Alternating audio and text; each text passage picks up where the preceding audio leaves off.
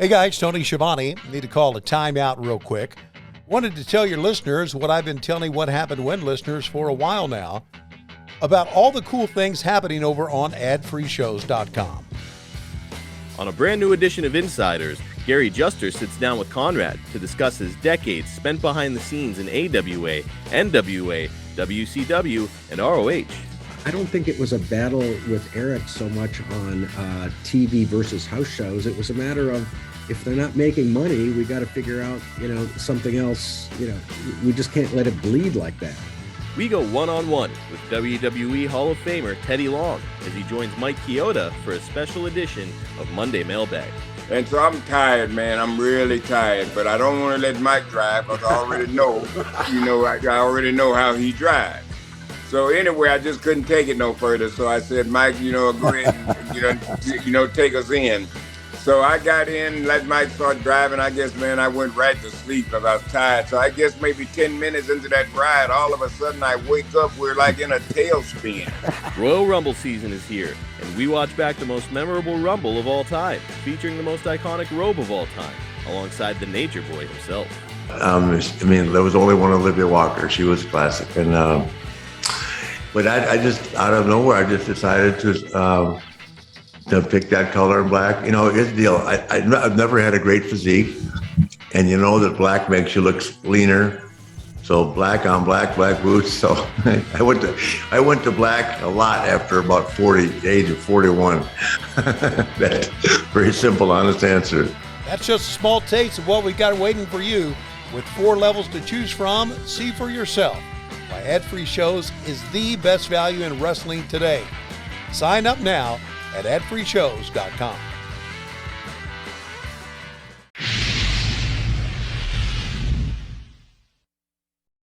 Oh, you didn't know? It's that time, so come on down. We're walking in the dog pound road, D-O-double-G, Dogg and Casio. Talking shop, reminiscing on a flashback. Hall of Fame name with a legacy that's long. That's the legend of the Armstrongs. Questions get answered, oh, you didn't know? Let's start the show. Welcome back to the show. It's Road Dogg and Casio, and you're listening to... Oh, you didn't know?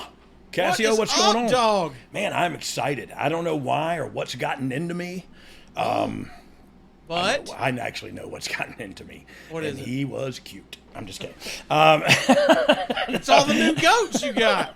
It is. I do have a lot of new baby goats. But, hey, I also wanted to try something, and I just thought, why not just talk about it on the podcast with you? If we tried something that I want to do, and I just thought about this idea, the concept of doing the Thankful Minute, to where we just, for 60 seconds, and I don't know, maybe we do this later in the show so Marcus can figure, or maybe Dom can tell Marcus how to put up a clock to 60 seconds. To count down, where we just say things we're thankful for a minute. And it just is the message is take a minute and be thankful.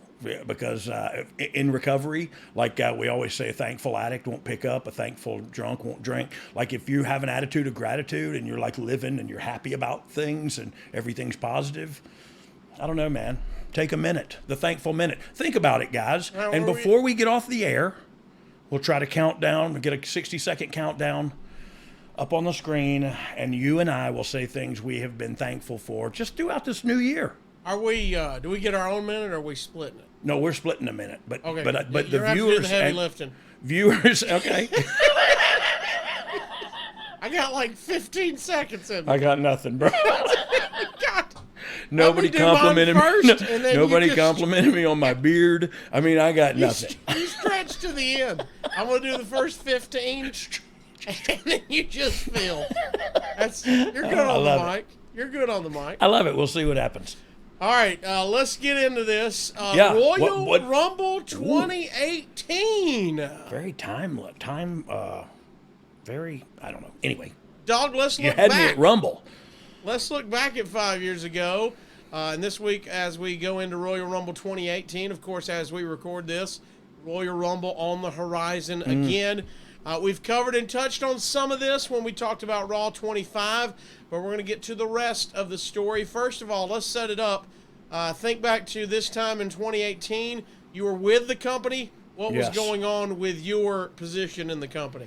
So I think I was not on my way out yet, but thinking about it. And so, and look, and it wasn't like run for the hills. And it was just, you get burnt out doing that job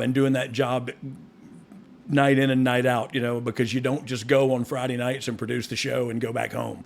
It's more to it than that if you're the lead writer of a show. So it was like I burnt out. Like I needed, the old man tapped me out. I needed a break. And so it was boiling up at this point in 2018. All right, well, let's get to the Rumble itself and what led up to it. The WWE officially announced that its first ever Women's Royal Rumble match will take place in 2018, with Stephanie making the announcement to end Raw in late December. Dog, what did you think of putting together another Rumble on top of the men's? Well, look, that's a whole podcast within itself, is just talking about putting the Rumble together, because you got 30 athletes. And I say that funny, athletes, probably. But it sounded funny when I said it anyway. And so you have 29 egos, because one guy will just do whatever, like Ron Killings, which, by the way, was his birthday, and we didn't say anything. Oh, way to go. No! We missed his birthday! We missed Ron's birthday. It was his birthday a couple weeks back, and we forgot it. We were going to send him a cake with the suntan Superman, happy birthday, and we forgot it. We were talking about the Women's Rumble and putting the Rumble together. So to me, the putting the Rumble together was really fun, but difficult, because you gotta, you put it together with about 3 other people, and you got some outsiders that'll come in and go like, oh, what do you got so far? And you go, oh, we got this. Okay, that's awesome. But what have you done with so-and-so? And you go like, oh crap, we got to think about that now. You know what I mean? So you're kind of getting helped and nudged along the way as to how to structure it. But for me, it was all about, when you're going to get your big pops, when 3, 2, 1, and Seth Rollins' music hits, you know what I mean, or whoever, you're gonna, when you're gonna get the right reactions. To me, it's important to throw the entertainment in there, of course, which was always, like, I always loved doing like the Sacco and I don't know what year this was, might have been 2017. Sacco and the Cobra. I couldn't think of Milan Miracle's gimmick name. But yeah, so to me, sliding the entertainment in there is awesome. And then, because really you get down to brass tacks, when it gets down to the last 4, the last 6, something like that, where you're really gonna start building to some drama. And so I said all that to say this, a lot goes into writing that Rumble. To now have to do it, like you asked, the original question was, do it on top of that. To now have to do it again. Yeah. And it's the same, not the same people. Some different producers will go over and put it together. But again, you're going to get people coming in and suggesting, and you go, man, that was a good suggestion. We should do that. And so it takes a long time, and it's really fun. And it's, especially when you can see it come to fruition and like it's a success. You know what I mean? When it comes out good and you go like, dang, that was cool. We did that. They gotta, this year's going to be big, man. This year's going to be big, and I'm excited about it. And I'm not in on any of the creative circles. And I like it that way, because I get to watch like a fan, you know what I mean? And it's fun again, man. I hadn't had a fun time watching wrestling like I'm having right now in a long time. That's a good spot to be in, brother. Yeah. It is. Let's ask this. It was clearly 2018, clearly time for the women to have their own moment. I'm sure some people at some point in the time had pitched a women's Royal Rumble. Easy for me to say. Well, if you want them to do the Royal Rumble, you could come across. I thought you were Barbara Walters. Man, I lost it there. I think I smell sulfur. Am I all right? I don't know. Oh my God, I love it.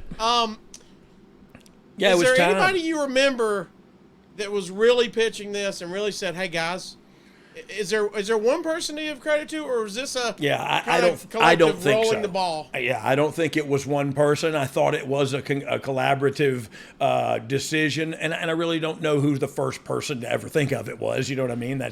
You'd have to go back pretty far, but it was time, and everybody knew it, and it was like, well, what are you going to do? You're gonna, and this way you can ixnay the next question. You're going to do 20. You're going to do 30. You're going to do 30 women, and it's. The immediate reaction to everybody is, well, you're only going to do 20 women, you do 30 men. You know what I mean? That was it. And it's like, no, you're missing the point. You know what I mean? Like the point is equality. Right. And every way. You know what I mean? And that's I had a little brother and he was perfect in every way. But you know what I mean? So it's like, no, well, how many do they have? Well, they have 30. That's how, we don't have 30. Well, we'll get 30. You know what I mean? We'll call in some favors. Do you think, with or without the signing of Ronda Rousey, this was going to happen either way? Yeah, 100%. Look, to me, that was the icing on the cake of, holy mackerel. We just, look at, and you can think what you want to think, but it feels good to be an employee there and do something like this and feel good about, like, wow, we just had the first ever women's rumble. Like, is it too late? Heck yes, it should have been happening years ago. But it wasn't. It is now. And so this is cool. You know what I mean? Let's move forward. For that to feel like, whoo, we did that. And then Ronda Rousey come out at the end and you go, holy mackerel, this Mania is going to be awesome, By the way, Ronda Rousey, for whatever anybody wants to think of her now, we're talking about 5 years ago. Look, my wife never watched wrestling, even though she knew I was completely over my head in wrestling. Yeah. But when Ronda Rousey was even talking about coming, she's all in. And that's exactly why you bring in a Ronda Rousey. Of course, yeah, it's crossover. You got fans, let's get more fans. Yeah, how do you open up those channels to bring in maybe the lapsed fan that hasn't watched in a while, or maybe the fan that hasn't ever watched, but her popularity brings their eyeballs over to our product. And so, yeah, look, bringing Ronda's on board is smart business. And I don't care what anybody thinks about that. This is a random question, but you brought it up, and it made me think about an episode I did with Eric Bischoff, and he was talking about the crossover between UFC fans, or MMA in general, but UFC at this particular conversation, and wrestling fans, and he said he didn't think there was that much crossover. He didn't say necessarily you're a wrestling fan, that means you're going to be an MMA fan, because at the time we were talking about when he was with TNA and they started doing a little crossover promotion and stuff like that, and he was one of the people that said he didn't think it was necessarily a home run. But what's your thoughts? But if it's from a business standpoint, if it's a double, ain't that good? You know what I mean? So, and I don't disagree with him, but I do. I think it was. Well, obviously I do. I think it was a home run to get her, and I think she actually. I want to make it clear he wasn't talking about her, but yes, yeah. Well, and look, to his point, I don't know that there's that much crossover in our fan base either, and I'll tell you why. A lot of there's some, of course, there's some, just because of the combat sports nature of it, but I think people in combat sports and maybe some of their fans think less of pro wrestling because it's not legit. You know what I mean? It's not a shoot fight. And so I can see them thinking like, I don't watch that as fake. You know what I mean? I watch it real fighting. Oh, okay. Calm down and buy your kid a John Cena action figure. Look, now you've got your job's getting super complicated. Instead of maybe 3 more matches, now you have 2 1-hour match segments dedicated to Rumbles, and here we go, dipping right into the Observer. Rousey's name has come up regarding the Rumble. There are rumors and talent has talked about it, but nothing is official. Past, she has been training regularly at the Performance Center. The Rumble is a place to debut her if she's ready, but everything is a risk before a live crowd. It's Philadelphia, which is also unpredictable. If the decision is made to debut her there, she should win on paper, because nothing will get the Women's Rumble over as a major annual event more to the mainstream than the stories of Rousey debuting and winning, leading to a championship match against Charlotte Flair, Alexa Bliss, or someone else. A Rumble match is also a good spot to debut because you can be protected in spots better, because there would be a lot going on, a lot of people in the ring who can carry the action. So with that said, was there any hesitation to having Ronda debut in Philly, knowing the fans can be so harsh and reject the company plans? most notably Roman Reigns being booed after winning the Rumble, even with Yeah. Brock raising his hand. So was there any hesitation there, or is, hey, this is what we're doing? So look, I think there was definitely hesitation in putting her in it and have her just beat everybody. I think there's also hesitation in, does she come out afterwards? Does she step on that? So look, I think there's always hesitation with every idea you do. However, it's just which one weighs the best, feels the best when you get, what's the end of the day. And I think they thought that it would probably protect her better to have the thing won and then have her walk out and say, I'm coming, or I'm here now, whatever. So I don't know, man. It's a business decision that the powers that be make those decisions, and you weigh them out. And because I heard a lot about, she just came out and stepped on the Rumble pop and whatever. Like I heard that, or I read that actually on Twitter. I wrote it down and then I read it. But I thought, man, you can't win for losing with some people. Like it's the woman. We just had the first ever women's Rumble. We crowned this lady. Here she is. And then this one, holy mackerel, showed up. What's going to happen now? Like I don't know. I thought it was the right thing to do, and I thought it worked. Also, we've got Brock Lesnar versus Kane versus Braun Strowman is announced to be the Universal title match for the Raw side, but it takes a little bit to figure out who's going to be taking on AJ Styles. There's a story of AJ with Shane McMahon and Daniel Bryan having tension with Sami Zayn and Kevin Owens. There's pratfalls and all this between. Do you remember what the plan was to build at WrestleMania? So for this part here, and I don't remember what was going. Like of course I remember all the Shane and all that stuff because I was there. I think the Brock Kane Braun stuff was a Raw story, and I was particularly or specifically doing SmackDown at this point. So I don't really remember what we were talking about doing exactly at that moment. And was AJ the champion here? Because to be quite honest, I don't remember. Was he the SmackDown champion? I believe he was. Yes. Yeah. I can't remember times because I'm not smart. Well, let's go. Let's start getting into the story of it, and we'll build up to that for everybody. Right. Orton and Nakamura and Styles beat Owens and Zayn and Mahal in 15-21. This was a real good match. Nakamura at one point pulled Zayn's chest hairs out. This was the best Nakamura has looked in a while, particularly in with Zayn, says the Observer. They've got real chemistry together. There were yep signs for Owens and Zayn all over ringside. Styles looked great, including a spot where he did a Pele kick on Mahal and flying forearm over the top onto Owens. Samir Singh attacked Nakamura right in front of the ref. He didn't DQ the heels like has been done over and over of late, but kicked them out. They left for a second and came back, but Orton gave the Singhs a double draping DDT, and Styles hit the phenomenal forearm on Owens. Nakamura pinned Zayn with the Kinshasa. This is one of those forgotten gems, and you can really start to see the momentum, though, for Nakamura building. How good were these six guys together? These six guys were great. And I throw Jinder Mahal's name in there, too, because he was part of it. And look, it was a great match. And think about the talent that's in that and the talent that's still, newsworthy today.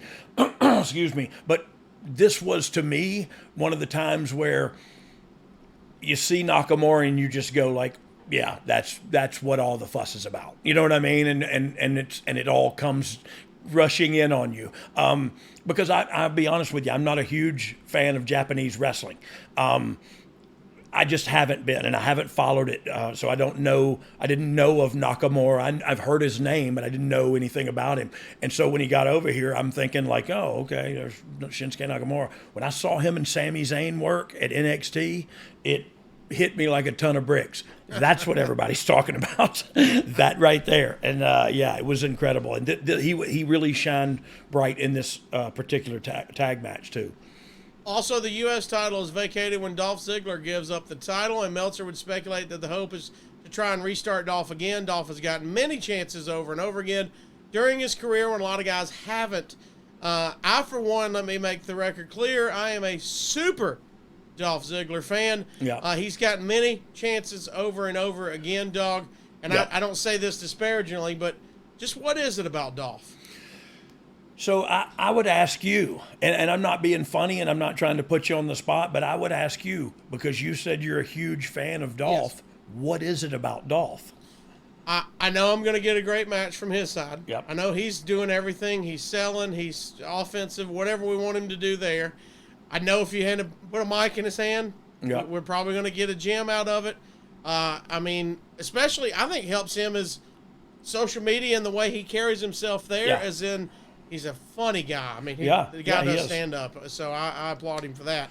I think it's just, something's good going to happen. Yeah. You're gonna get the goods when he Yes. comes out. So look, I agree with you. I say the same thing. But when you say what is it about Dolph, like what do you mean? Is there something? Why isn't he the world champion? Or why? You know what I mean? Like what? Well, I think they were speculating. The Observer was he keeps getting chances when other guys quote get looked over when they don't Yeah. get a chance. And Well, why do we keep giving him the chance? Because all the things you just said. He's You know got what I the mean? goods. You just go, hey, maybe the guy's got everything. So Yes. why isn't is there a ceiling for that guy, and why if he has everything? And so I don't know the answer to that question, but I do think he has everything. You know what I mean? He's a Can we good-looking admit dude. he looks great? Yeah, he looks great. He does cut a good promo. He can work like crazy. I don't know. He's got everything. What do you get for the guy who has everything? A coffin. I'm just kidding. I don't know. It's announced that the tournament will take place, and Rusev is instantly chanted for. Could this have been a spot for Rusev to get the U.S. title back and helped him in the beginning? It could have been, and might have, should have been. You know what I mean? But could have, would have, should have. And so looking back in retrospect, we probably should have done more with that when that was hot. That was not my decision to make. Daniel Bryan announced a Rude versus Corbin first-round match in an 8-man tournament. When Gable and Benjamin came out, they wanted to know about getting a tag team title shot. Bryan said they had already lost in a title match. They said they should get a title match without any other teams. They were treated as heels as the crowd continued to chant for Rusev. Rusev and English came out with English singing about getting a title shot. Said they had also beaten the Usos. English said there is a holiday after Christmas, and Gable said Boxing Day. Rusev said it was Rusev Day. The New Day was next out. Big E called Benjamin Old Jason Jordan, and Bryan announced a 3-way for the title shot. Man, you got a ton of talent on the roster. It's hard to find a spot for everyone that's noticeable. It's impossible. And look, I loved writing SmackDown at this time because it was a 2-hour show. Our roster was smaller. But even with a 2-hour show and a smaller roster, you don't have landscape for everybody. You don't have the landscape to tell every story. And so what I think they're doing a real good job of right now, watching the current product is, and I'm talking about WWE, is they're every week they're promoting stuff for next week. And if they're not promoting stuff for next week, they're promoting stuff for 2 weeks from tonight. And so there's always something to being promoted and some story being driven forward. And they focused on that a great deal, the last quarter, I guess. And so I really think they're doing a great job of that. We could do that there, and we tried to do that, stay 2 weeks, stay 3 weeks, we tried to stay 6 months out with a story, but you try to stay because things change, and so you gotta pivot every week and do something a little different because the situations change. But man, it's hard. It's hard to write for everybody, and you have, that's why they say, well, there's so many writers, because they're writing for everybody, and sometimes the material that is written doesn't get used because we don't get to that part. You know what I mean? And so it's difficult, man. It's hard. And you look on the flip side, any AEW fans, and you look on social media, everybody's clamoring. Yeah. They seem to have too many people that can't get on television, and that's another problem. Like you said, that's your deal. You got so much talent. Yeah. At some point, we run out of time. We physically run out of time. Yeah. So what are we going to do to fill that time, and who gets it? And that's where the politics, I would think, comes into play. Well, that's when it starts, Yeah. but not really. Like, I'm, as the lead writer, I know what's hot. I know what's going to be the main story, and I know what are going to be sub-stories off of that, and I know what are going to be totally different stories that are going to be lesser than story. You know what I mean? But it's going to be a story nevertheless, but it might be a tag team story. You know what I mean? Or an underneath the title women's story. You know what I mean? You try to have several stories going at once, and if you can kick it down the road a couple weeks, but something that's promotable enough to go in 2 weeks, we're going to have this match. And that's, you know what I mean? You go like, holy mackerel, that seems to me television has changed and promotion has changed and advertising has changed and everything is sped up a great deal. And so 2 weeks out, we don't start promoting. We talk about Mania all year, but we don't start promoting it till Royal Rumble and the road to WrestleMania. And now we're talking about, you know what I mean? And that's the only one we talk about before it's actually the month to talk about it. Well, let's get back to this match that we were just talking about. Gable and Benjamin beat Big E and Woods and Rusev and English in 13 minutes and 59 seconds. Wood did a flip dive. Gable German suplexed E and English at the same time. Rusev got a big babyface hot tag. Tons of near falls. English did a frog splash and looked to the sky. Rusev put the accolade on Woods and Gable at the same time. Oh. Gable and Benjamin did their double team powerbomb position. Flying clothesline on Big E for the win. There was something with Gable, but it seemed to be always in a tag team. Yeah. Why do you think not a bigger solo run? I know some people will say height. Do you believe in that? Well, I do believe in that a little bit, and I know that's, heightism, and I apologize for it. I'm sure I'll probably be canceled. But look, he's a shoot wrestler that if me and him, as tall as I am and heavy as I am, me and him got into it, he would break me in half and take me down and twist me in knots because he can do it for real. You know what I mean? But what is great to me is, and what I see in him now, and I have for a while, I just think the sky's the limit, and he hadn't really explored anything outside of Shoosh. What he's doing right now is, man, he's an entertaining dude, and he's got some character, and him and Otis, they're fun. Like, I feel the same way about them as I do about Dolph. When they come out, I know I'm going to be entertained. And with a great wrestling match, Otis is going to make some faces that are going to make me laugh. He's going to blow up and fall down on somebody or something. Like, I don't know. It's fun to watch those guys. Gable is a stud athlete, and it may be weird to say this, but I don't think we've seen the best of him yet. And I'm being honest. He's the right human being. He's the right kind of athlete. He's a role model. I can't speak the guy's praises and sing his praises from the mountaintops enough because he is just that kind of dude. And I think I think the sky's the limit with him. I think we hadn't seen what's best in him yet. For the record, have you ever seen me and Otis in the room at the same time? No, I haven't, you son of a bee sting. Look at you. Do the worm. No, I didn't say show me. Anyway. Speaking of worms, we want to thank our sponsor, Blue Chew, dog. Blue Chew is a unique online service that delivers the same active ingredients as Viagra and Cialis. But in chewable tablets. You can turn it up a little bit. The cost. Hey, if you're looking for a tag team partner, I think it's Blue Chew. You know what I mean? It's Blue Chew. You can take them anytime, day or night, so you can plan ahead to be ready whenever the opportunity arises. The process is simple. Sign up at BlueChew.com. Consult with one of their licensed medical providers, and once you're approved, you'll receive your prescription within days. And the best part, it's all done online, so no awkward visits to the doctor's office, no awkward conversations with anybody, no awkward waiting in line at the pharmacy. Blue Chew's tablets are made in the USA, prepared and shipped direct to your door in a discreet package. Now look. Nothing discreet about this package. Now, here's the deal. Once Blue Chew arrives, you're going to have that confidence. And if you live in apartments, you might be getting shooshed by your neighbors. Shush! Because Blue Chew has arrived, my friend. Shush me, neighbor. Oh, time to get off the couch. Get back to work. Neighbor. Sometimes your tool needs an upgrade. It might be time. All you got to do is head to BlueChew.com. Doing the worm, they call it, huh? If you can benefit from extra confidence when it's time to perform, chew it. Chew it and do it. Yeah! Very James Brownish. Have better sex with Blue Chew. And we've got a special deal for our listeners. So all you got to do is try Blue Chew for free when you use our promo code DOGG at checkout, and you'll just pay $5 shipping. That's BlueChew.com. Promo code DOGG and receive your first month Blue Chew free. Visit BlueChew.com for more details and important safety information. And we thank Blue Chew for sponsoring the podcast. Blue Chew. Oh. Yeah. Blue Chew.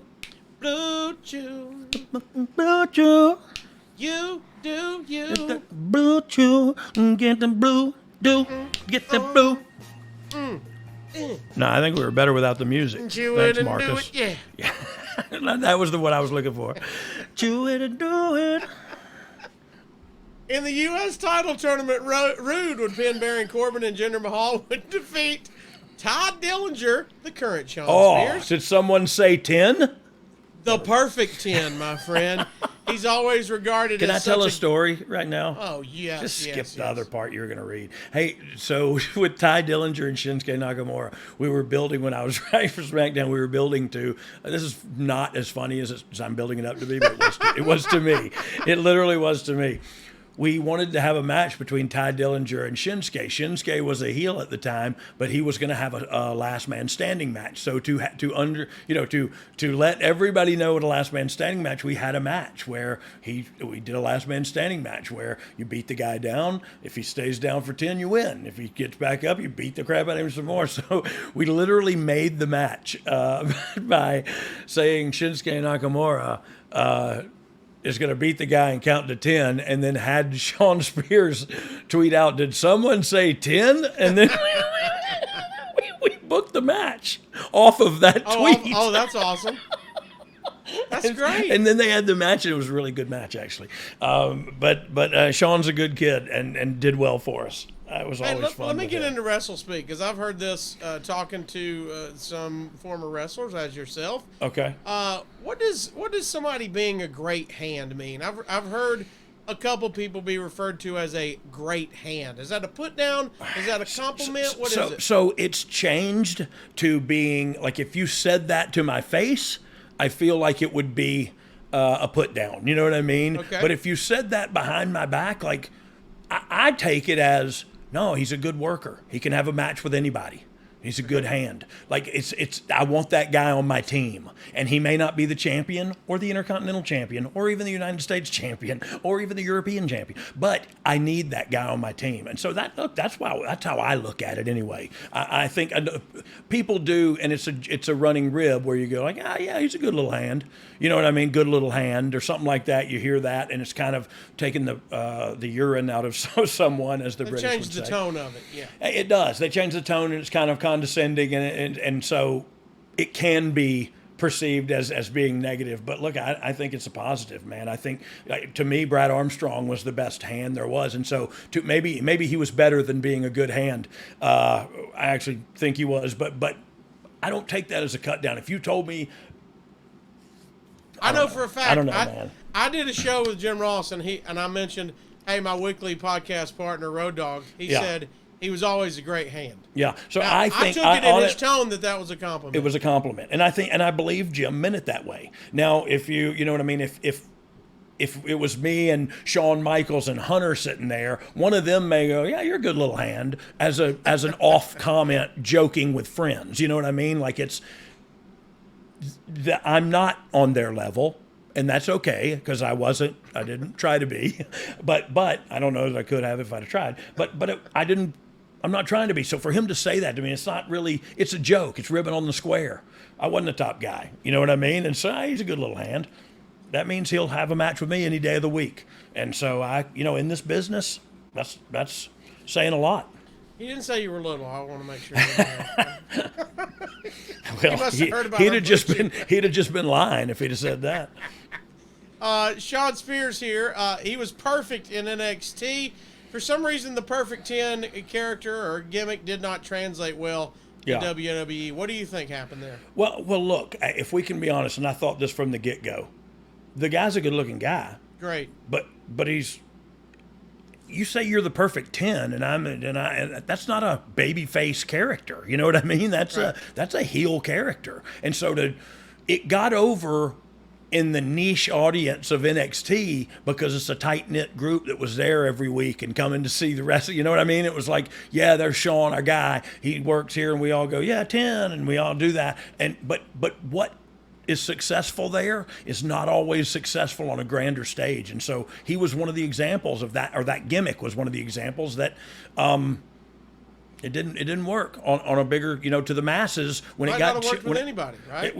When it got shown to the masses, it didn't work. Yeah. You know what I mean? And it's like, oh, okay. So now we just have a good hand because the guy is a great wrestler. Like, he's good in the ring. So one time, it's funny, me and Billy went down to NXT when we were running in 2015, and we actually did the dark match, the advertised dark match. They used to try to do a dark match and draw a crowd in. So the New Age Outlaws went down as the tag champions to work with, I think it was Jason Jordan and Spears. And Spears does this thing where he puts my head on the ground. It was funny, and we joked about it. We joke about it still. He put my head down on the mat and jumped up in the air and stomped on my head. And dude, he stomped my head so hard, like it felt like it went through the roof or through the mat. And so he stomped me. We were dead in the middle of the heat. So he just thought he's going to stomp me and turn around and do a beauty pose. Well, he stomped me so hard, it made me mad. Like, and I just hopped up and I spun him around and started hitting him like upside of the head, you know what I mean? But hard, like 4 times hard, backing him back to the buckle. And then I just shot him in and said, reverse and give me a boot. And so I'm sorry, I said, I'll reverse it, give me a boot coming in. So I went and shot him, or he shot me, I reversed him. Boom, came in, he hit me with a boot, shut me right back down. You know what I mean? It was just a thing where I was like, hey, you stomped me too hard, dude. Let me go ahead and cash in. Hey, so he hit me with the boot, took me back down, got on top of me and said, "Dude, I'm so sorry. And I said, "It's all good, dude. You kicked me in the head with my head. I can't go nowhere. It's on the mat.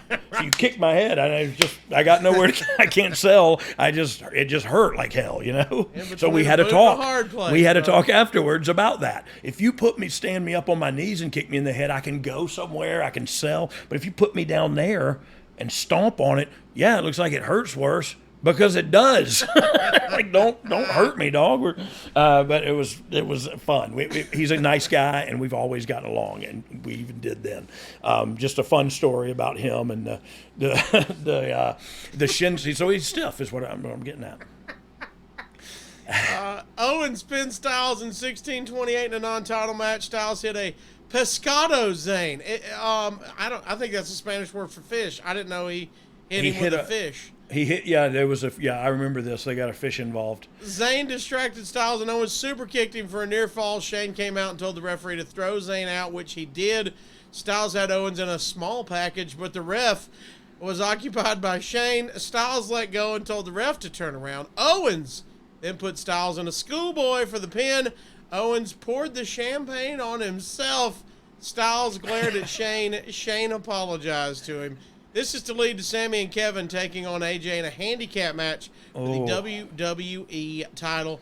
The handicap match came across on television like a heel turn for Daniel Bryan, who announced the match. It does lead to some interesting spots since Owen and Zayn are claiming to be best friends, but will likely do spots where they don't allow the other to score the pin and will be revealed as fake friends, similar to the Chris Jericho-Owens dynamic. Bryan took Styles' words out of context, but Styles... Hey, doesn't the Observer, they're so negative. They know everything, of course they were going to do this, and they did that, and they did this. And it was like, God darn, I watched it. I don't need you to bury it afterwards if I'll bury it during it. Which, by the way, we should do some watch-alongs, because me burying people is funny. I'm here for it. We'll start with Dragon Gate, so you can really get on the Observer. I have no idea what you're talking about. After Owens' distraction cost Styles a singles match, lost to Zayn, he said he wanted them in a handicap match. Bryan took it farther, making it a title match at the Rumble.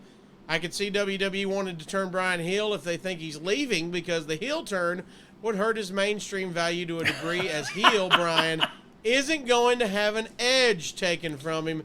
That's from Meltzer again.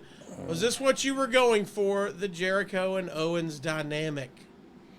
I mean, I don't know. I guess, Dave. Whatever. I mean, if you say it, it's got to be true. Don't mind the guy that was writing the show. Bryan's leaving. Let's turn him heel. No. Why would you ever do that? Like, hey, so we have a guy that's really cool here. We should turn him heel and make him mad and not want to. You know what I mean? Like, what? We do what's best for us. And if that's turning him heel, you turn him heel. And if it's not, you don't. Like, I don't know. It's not. Even the reporting, the whole thing, that they're just so negative and so humdrum about it. Like, they did this. Like, to me, this was really good stuff, good storytelling. All the dynamic between Sammy and Kevin and AJ and Brian and Shane and all that stuff was some Game of Thrones stuff that, look, it wasn't, I thought it was great. I really did. Of course, I was writing it, so I would, but I did. And if Dave didn't like it, like, I don't know. But it's just very negative take on that. Like, oh, they turning him heel because it won't make him as popular. Like, holy crap. What is the devil run WWE? Like, Jiminy Christmas. You're drawing at the time 9,000 seaters and packing them out for TVs. Do you think that's the strength of the brand, or do you think Shane, Brian, Styles, Owens really started carrying this and building it? Oh, yeah, no, they carried it and built it, just like the Bloodline's doing now, and with Sammy and Kevin, the same people. It just goes to show their star power and their longevity. But yeah, that's what we were going for, and we saw it, and we knew as soon as you find somebody that's really fun to write for, then the dynamic is interesting, and you can't wait to get to next week to do the next chapter. You know what I mean? And so it's when something's good and when it ain't. You know what I mean? And this was what we were shooting for. We always used to say, "Wow, it's almost like we wrote it like this," because we, people know about wrestling. People on the outside know about wrestling. You can guess what's going to happen. You've seen the Roadrunner and Bugs Bunny cartoon. You know what's going to happen. Well, what's the fun in that, man? That's a crappy attitude to have. Like, I don't know. Well, watch it and have fun with it. I thought this was really good television as it pertains to professional wrestling. And if Uncle Dave doesn't, then I don't know what to tell you, bro. Well, here we go. Uncle Dave's got some more mud for you. All On right. SmackDown from Tampa to start the new year, Usos defended the tag title against Gable and Benjamin. Jay went wild in the end. The one thing I've noticed, this is the Observer talking, the one thing I've noticed is the Usos, who are great, pretty much have copied the indie style of tons of big spots, lots of dives, and tons of super kicks. It's funny because it's bad psychology when it's not on WWE, but great work when it's in WWE. See, but so he's not, if we think Dave is fair and balanced, just read that last statement again. Right. Like, it's not, and we don't, of course, we all know he loves AEW, he hates WWE, and I get it. I guess I get it. I mean, I don't get it, but maybe the people in WWE didn't kiss his butt. You know what I mean? And so he hates all of them. But like, you can hear it in the reporting. It's just negative. There's just a negative slant. It's Fox News. You know what I mean? It's not fair to the other side. And it's like the other person, MSNBC or something, it's not fair to the other side. If it was reported fairly down the middle, I know it probably wouldn't be as sexy, but it sure would be more informative and a more educational way to move forward. Did you guys talk? I mean, look, there's obviously, some people say there's a reference to the Young Bucks were doing on the scene, making their splash in 2018, and now they're doing dives and super kicks. The Usos are. I mean, do you see difference in the work compared between the two of them, or was it something you were really paying attention? I feel like it was. I've never not paid really paying attention. I've never paid attention to that. So now so they're working. They're working like these other guys. Oh, okay. Did they lock up too? Did the one taking them in a headlock? Oh, god darn, they did that in the first match. You know what I mean? Like, you adapt, you evolve, you move, you pivot, you things catch on, things don't catch on. You work how you work. And just because Dave loves those kids, the Young Bucks, that's why he says that stuff. You know what I mean? Like, who cares if the Young Bucks are better wrestlers than the Usos? And and I'm being dead serious. If some of y'all really care that, they're better wrestlers. Okay, I don't know what to say to that. I don't know. It's wrestling. It's subjective. There's no right. There's no wrong. There's good and bad, but it's only if you like it or not. You know what I mean? It's only, again, it's subjective, man. So he loves those kids, and I get that. He's close to them. He's got a relationship with them. He loves Japan. They've been there. They've done that. The Usos didn't have to do that, man. They came up and they made it, and now they're making money, and they're on top of the wrestling world. So you can compare them, but it's just, they hate them because they ain't them. They the ones and you the twos, dog. I fought myself with that one. Sorry. Put that one up. Put that one up, dog. Next, they get into... Hey, I speak day one-ish.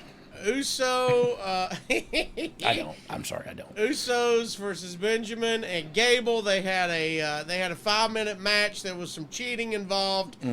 Gable and Benjamin are heels, but the crowds are cheering for them.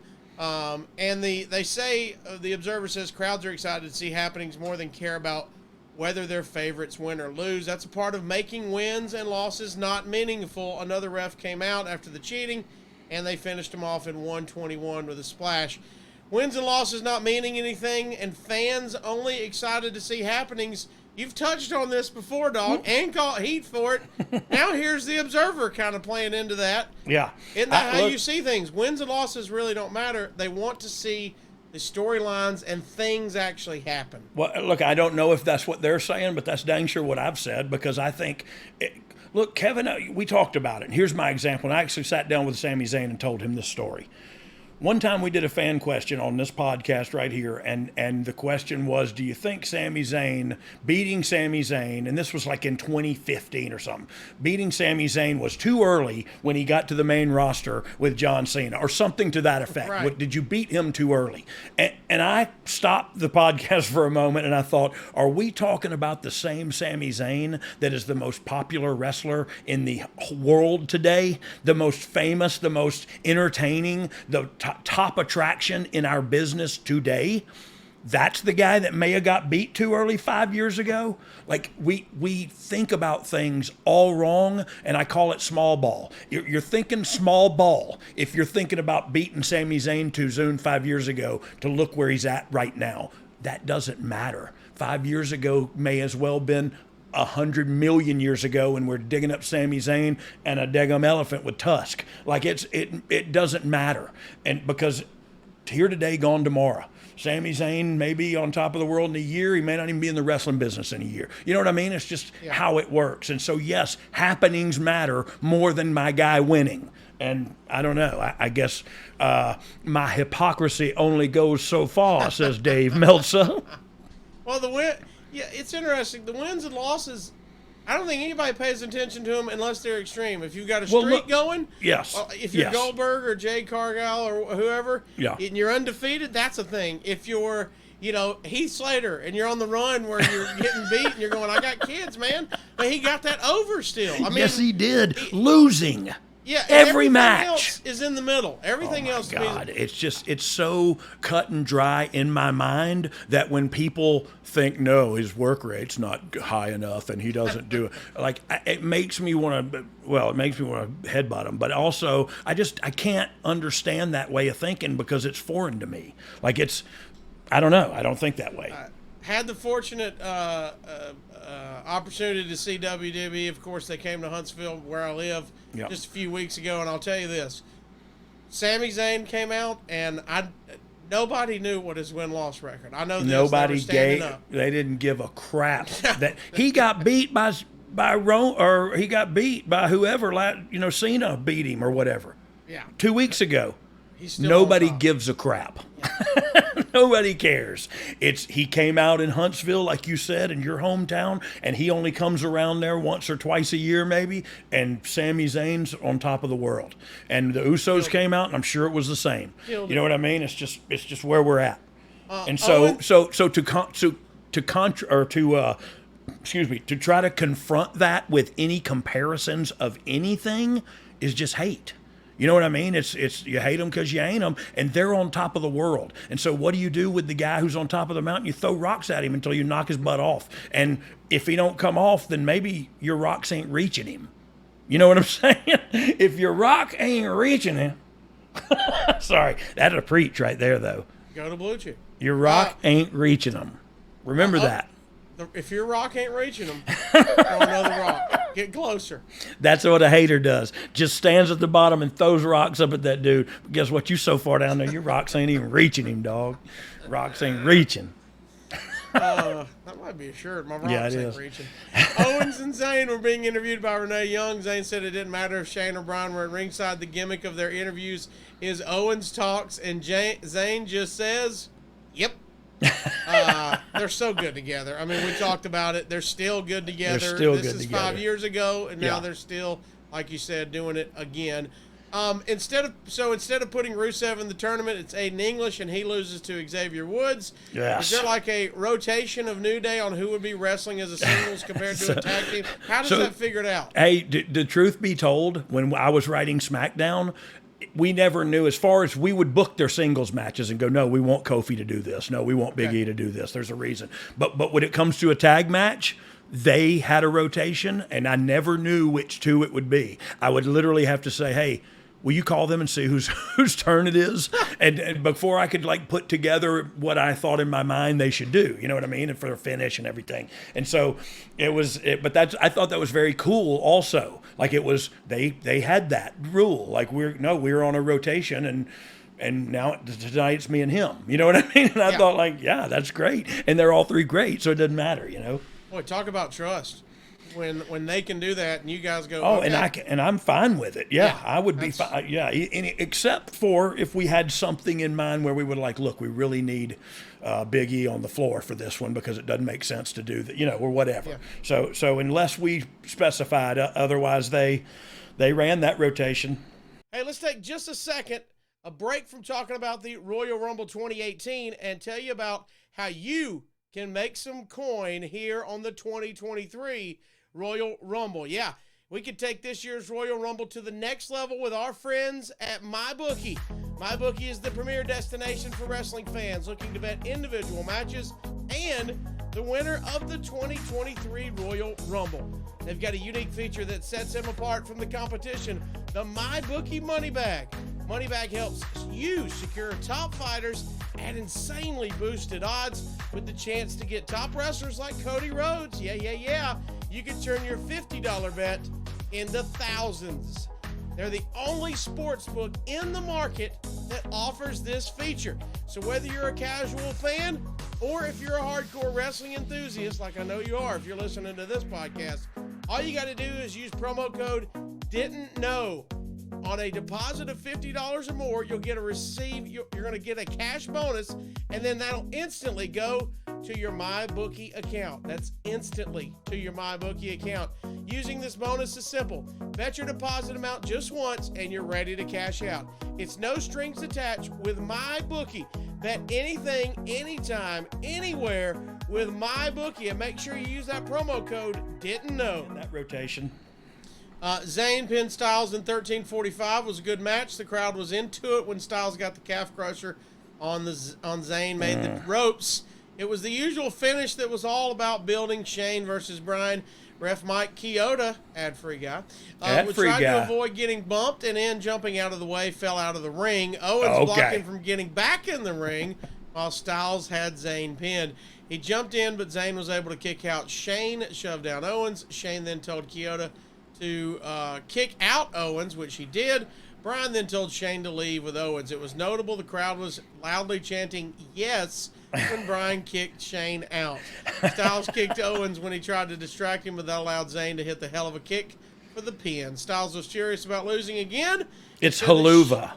Haluva. It's haluva. So you don't have to say hell of a. Like you know what I mean? It's haluva. And you go like, oh, is that like Hawaiian? Is it French? Yeah. What does that come with eggs? I'm hungry. Sorry, I'm hungry. He was also sick of Zayn and Owens interfering in others' matches, said he wanted him in a handicap match. Bryan says that was a great idea and ordered the handicap match to be for the title at the Royal Rumble. Fans did boo that at first, but when Bryan started cheerleading, it sounded like most of them were with him. The storytelling here alone is great, dog. Look at there. Huh? Who said that? Did you feel it was hard to turn Bryan heel? Or would it have been hard to turn him heel? Impossible. Honestly, it was, and I feel pretty confident that we never tried anything like even then it was like just a part of the story. Like you just go, yeah, and they do it too. And then we think about it over the week and they go, did Bryan put him in a handicap title match? Like that's not right. But it's stuff that makes you think, right? That's right. I don't know. I dug it. I dig it. I dug it. I want some more. I want some more Ugget. I say I like it. I love it. I want some more of it. I tried so hard. I can't rise above it. Don't know what it is about that little gal. Love it, but I like it. I love it. I want some more of it. Hey, we were sounding good at the end there. All the other parts sucked, but I mean, right at the end there was a second where we went through the right key. We got our timing together Yeah, too. it was just momentarily. Notes from the 1-9 TV tapings in Birmingham. There was nothing overt, but it's still built around the slow build of wherever they're going with Shane and Bryan. SmackDown opened with Renee Young in the ring with Styles. The story here is that she was trying to get Styles to say it wasn't fair that he was being put in a handicap match for the title by Bryan while he is trying to be political. But he said that when he asked for a handicap match against both of them, he was trying to be sarcastic, not serious, but he can't change what has happened.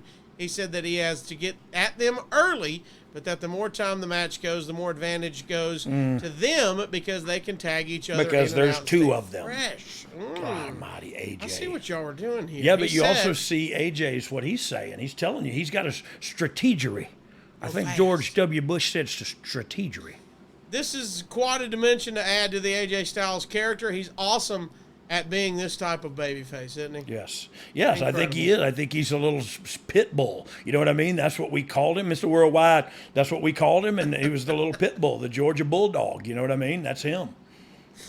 As we continue, Mojo Rawley. Mojo defeated Zack Ryder in the U.S. title tournament. Why do you think Ryder never moved past the mid-card when the fans always cheered for him? What was going on at that time? So I don't know. I don't know why Ryder never like rose up. I'll tell you this much, and this is what I think of Zack Ryder. At WrestleMania, in a ladder match, surrounded by people, talented people, I wrote him to win the ladder match, and he won the Intercontinental title at WrestleMania. I didn't do that for him. I did that because I thought the fans would love it, and I talked everybody into doing it because I thought we can take it off of him the next night. We can take it off of him the next month.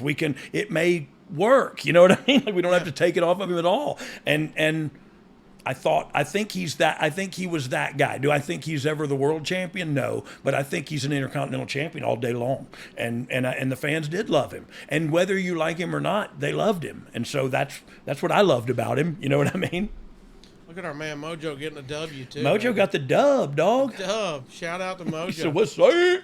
Gable and Benjamin did a promo. They were total heels insulting the fans, saying that the fans don't know what it's like to be winners. Gable said that just because Alabama won the national championship that the fans didn't win anything.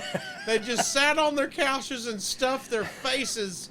Benjamin That's true. said that Do you remember that was year? robbed for easy. Oh, yeah. I was on the couch stuffing my face. Oh, but that was yesterday, too. That was like an hour ago, too. You were pissed because Auburn sucked. Yeah, fans were chanting Roll Tide, which is a chant at Alabama football games. I like how he had to give us the description of that. Yeah. We've always heard, this is interesting, rumor mill, we've always heard that Vince isn't a fan of sports references. Is there people pushing for sports references? Is there people saying, don't do the sports stuff? So do you not remember the New Age Outlaws? When we were heels, we wore the opposing shirts of the football team. We were in Green Bay, we wore the Vikings. We're in Dallas, we wear the Giants. You know what I mean? Like it was just what we did. So that's just a. Did you ever hear Vince don't want you doing sports stuff? Never heard that one time in my life. But said it on the internet. Must be true. That's what our rumors are. Yeah. This would all lead to a 2 out of 3 fall match at the Rumble with Usos against Gable and Benjamin, and that's just a guaranteed great match. Which is what 100%. Why you wrote that, huh? Which is why we put them together. Yeah, look at that, man. That feels good just to look at. And for those of you not joining us on YouTube, it's a picture of the Usos with the SmackDown Blue Tag Team Championship titles over their shoulders. I was going to lie and tell them it was us. Yeah. We look good right in that picture, buddy. Hey, against Chad Gable, a long-haired Chad Gable. I was about to say, he is Benjamin, lathered Shelton up. Benjamin, what a stud Shelton Benjamin is. I don't know why I just sounded like Dusty Russ. What a stud Shelton Benjamin is. But he is, man. He only gets better and thicker in all the right places and thinner in all the right places. And it's just incredible to see him and go who are you and what are you doing here on Earth? He's one of those guys, and it might actually have been that night in Birmingham, but he's sometimes you see wrestlers and when they're in street clothes, Yeah. they're kind of big guys, but they don't look super intimidating, Yeah. for lack of a better word. Shelton Benjamin came out in jeans and a shirt, and I'm like, that guy's ready to go, son. That's a man. Yeah. That's a Don't grown plant ass some there man. unless you want some. If you want the smoke, go ahead. That's a grown ass man. Yeah. Who can also legitimately twist your body into places that directions it don't go. So yeah, I'm a fan of both of those guys. You can see that. Like I love them. I love them both, and I think they were a great team, to be quite honest with you. Brian and Shane were backstage again. Brian said how it's great how much Breeze and Fandango connect with the audience. Shane said he was worried about Brian's judgment, saying that the Usos won the match last week, and for no reason, Brian gave Gable and Benjamin another title shot in a 2 out of 3 fall match. Shane said they didn't deserve another title shot and said Brian is acting unstable. Brian said that he could say the same thing about Shane, and then said, look at your gene pool. Woohoo! Question, was Shane involved? How involved is Vince in this? I mean, I know he's always technically involved. Yeah, no, he was but very has he involved got his hands in this. on this? He has his hands on this, and I would say he played a role in all of this. And when it came to this kind of stuff, was something he could sink his teeth into. He was very good, and that's what people get so frustrated. But man, it was because I don't think of things from a promotion standpoint. Like I don't still. I kind of think what'll be good and what'll be bad. But then, like, he's a promoter and he's been doing this for 50 years. Like, he's got some good stuff up his sleeve. And so, yeah, he was very hands-on with this. And so was Shane, to be quite honest. And so was Brian. We would literally sit in there and write their stuff and say, oh, God, you should say that. You know what I mean? Like, we should write that down. You know what I mean? And so, it was fun and it was collaborative. And we all sunk our teeth into it. That's why it was all good. We were all in, you know. We were all elite, you know. All elite, baby. The U.S. title tournament finals are announced for the Royal Rumble, but then gets moved up 2 weeks for SmackDown. Is that because you start timing the show out and it had to be moved? What's the move there? Do you remember? So yeah, a lot of times things just there aren't enough time. Things go heavy. And look, the show. So say the show has eight matches. 2 matches go 3 minutes heavy. You're 6 minutes heavy toward the end of the night, and you're going off the air at a certain time. You know what I mean? Like so yeah. Things you read about it all the time at Mania. Things go in long. Entrances take longer than you think. You know, to sell and to let things breathe takes longer than you think. So matches get canceled, and you go like, well, we're not. And if you, with the invention of social media, you can immediately promote it. Hey, we're not going to be able to do that. We're going to promote it for next week on SmackDown, and then hey, we got a match for next week already. Hey, we got a match for next week. Let's do it. Yeah, because you don't. When you look at that board on Wednesday morning, this was when we recorded on Tuesday, or we went Tuesday. On Wednesday morning, you look at that board with 11 segments up there that are blank, and you'd love to have a good 2-segment match up there that would fill some space, and you go like, whew, okay, we only got to come up with 9 more segments now. But it's fun. It's challenging, but it's fun. It's what I love to do. It's what we all love is wrestling, and this is a different level of loving it, you know? Let's talk about this next. You're not going to love this first line, but I have to bring it up because it's the beginning of a gimmick. Notes from the 116 TV tapings in Laredo. Quote, this was the worst SmackDown show in a long time. It was built around the U.S. title matches, and they were long and boring. The crowd was only 3,500 in what is usually a very strong market. The show opened with New Day out for a promo. They had a podium and a flag, and Woods did a spoof on a campaign speech about pancakes. This led to Mahal beating Woods in the U.S. title tournament semifinal in 18 minutes and 2 seconds. Ooh. This was just brutal.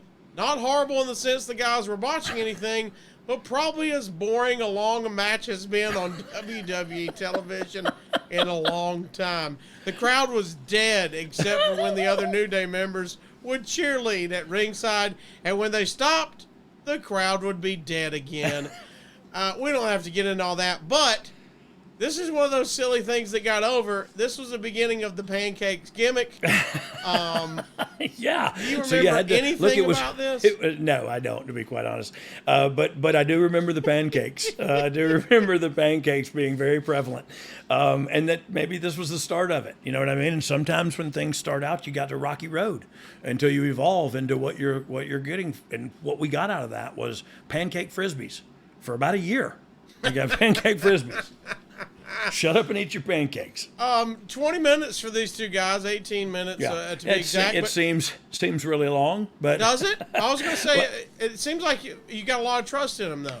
Yeah, but it seems long. 18 minutes is a long time. Yeah, I mean that jumped out when I read it. This is a television show we're talking about, or yeah, that's a very long time then. So I don't know. I don't know what happened. I don't know why that was that way. I don't know. If the crowd seems dead, like it is reported here, is there ever a time when Vince would cut it short? Yes. Yes, and that's what, to me, it seems like we would have done that had it been that god awful bad, and maybe it was. I'm not saying it wasn't. But, you know, for TV, when you tell me it's a TV show and you say 18 minutes, that's a long friggin' time. Because I talked about earlier the lack of landscape, you know what I mean, available. And so to have 18 minutes of a match, something must have happened. They said, we got to go we got to do another one or something. We got to go another 5 minutes. Could have been somebody. I don't know what happened. But that just seems weird to me. Also, then they said that you guys tried something new, doing interviews that looked like they were shot with camera phones. And Meltzer says, "quote Most were bad." Yeah. Do you remember this talking about? Is this just new technology? You're trying to make it feel real? It was just like he said, we were trying something, and it was we were on the thing of, hey, real people film everything with their phones. Like that's just how you do it. You know what I mean? Yeah. That's how people do it. And so we had a kick there for a minute where we were shooting everything with camera phones, and look, it didn't stick because it wasn't good. It didn't work, and but you got to try. You try some stuff. You throw some stuff at the wall and see what sticks. You know. Rude pinned Raleigh in 13-13 with a glorious DDT. Raleigh has something, says Meltzer. That wasn't a great match or anything, but Raleigh as a single is aggressive and comes off athletic and does pro wrestling like he's competing, unlike Woods and Mahal in the opener, who acted like they were sleepwalking through a match and not competing in the least. Really, the idea of making the match look like competing, which should be the most basic of things, is something that stood out because Raleigh was doing it and most don't. The Sings attacked Rude after the match. Mahal said the next week he puts a glorious end to Rude's charade. Rude wanted the match this week. Mahal said no. Brian came out and said the match would happen tonight. Well, that wasn't a good idea, but it did partially explain nothing happening in the first match if Mahal is going to work twice, but the first time shouldn't be 18 minutes long. Agreed. Let's go while we're here. Raleigh got better as time went on. He came in looking good and being aggressive, like he mentioned. He always looks athletic. You know that. We've hit on it a little bit before, and maybe we'll get into it again. But were you surprised he never made it to the top of the card in the singles run? Yeah, I was actually, because look, I've seen some promos that Mojo Riley cuts. I've seen the workouts he does. I've seen the intensity he shows up with every day. All the stuff he used to say, like he would show up at the gym and go do 2 a days and do all that. That ain't talk, man. He does that, and he works that way, and he works that hard, and he lives that way. And so, he's good. He's a good promo, and we know he's a great athlete. You know what I mean? That's needless to say. I was surprised that he didn't go further. The next match would be Rude winning the U.S. title over Mahal in 15 minutes, and Rude would escape the Kalas and hit the glorious DDT to win the title. With the music, his work, the presentation, you had to think he would be a guy that would carry the title for a while, right, Dog? Yeah, but look, I think, and this goes back to what Meltzer was talking about with the Usos, was I think this was a weird time where a lot of the wrestling was transforming to more of an independent, fast-paced style, spot fest kind of thing. And so Bobby Roode doesn't do that. Bobby Roode's an old school professional wrestler, the cut of the same cloth of an Arn Anderson or you know what I mean, like Bobby Heenan even, or Bobby Eaton even. But like he could work really, really good, and he had everything going for him. But I don't know. He won the United States Championship But yeah, I figured he would be a guy that I could lean on for a long time. But I don't know. I think his work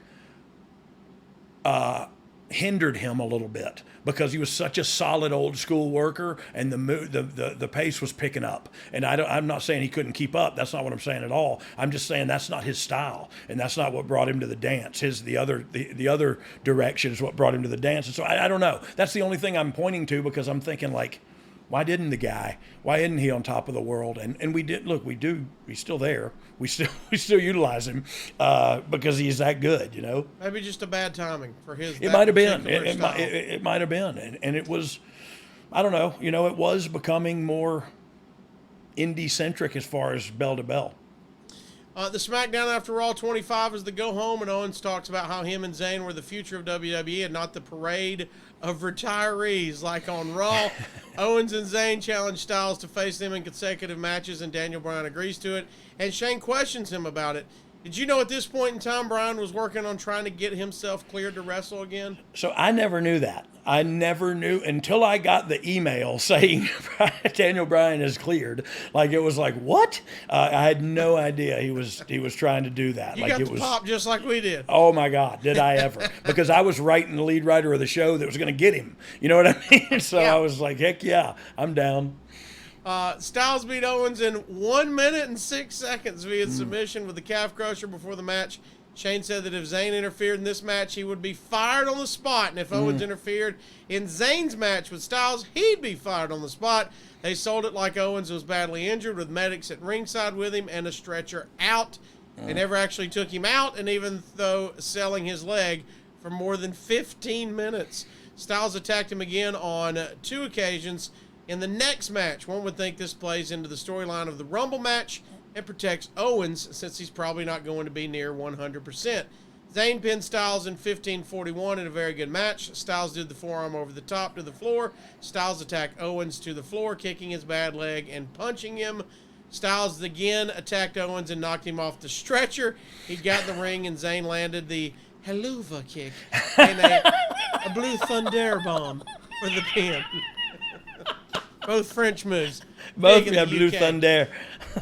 Owens is having some legit injury issues at the time. Is that right? Yeah, he was having some knee trouble, and so I'm sure we helped him by putting that calf crusher on him.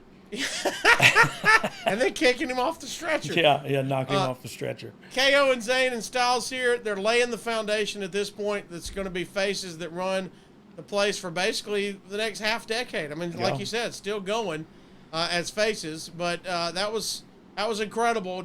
To look back on it now, they're laying that foundation there. Oh yeah, and you saw what you saw during all this was not only awesome and entertaining, but what we saw as the writing team and the leadership is, holy mackerel, these guys can do it, and they can do it on a very high level. To your point, 5 years later, we're still seeing them do it at that same level. I mean, too bad you beat him too early, but that's fine. You beat Zayn too early. But if I'd have not done that, I guess he would have got over.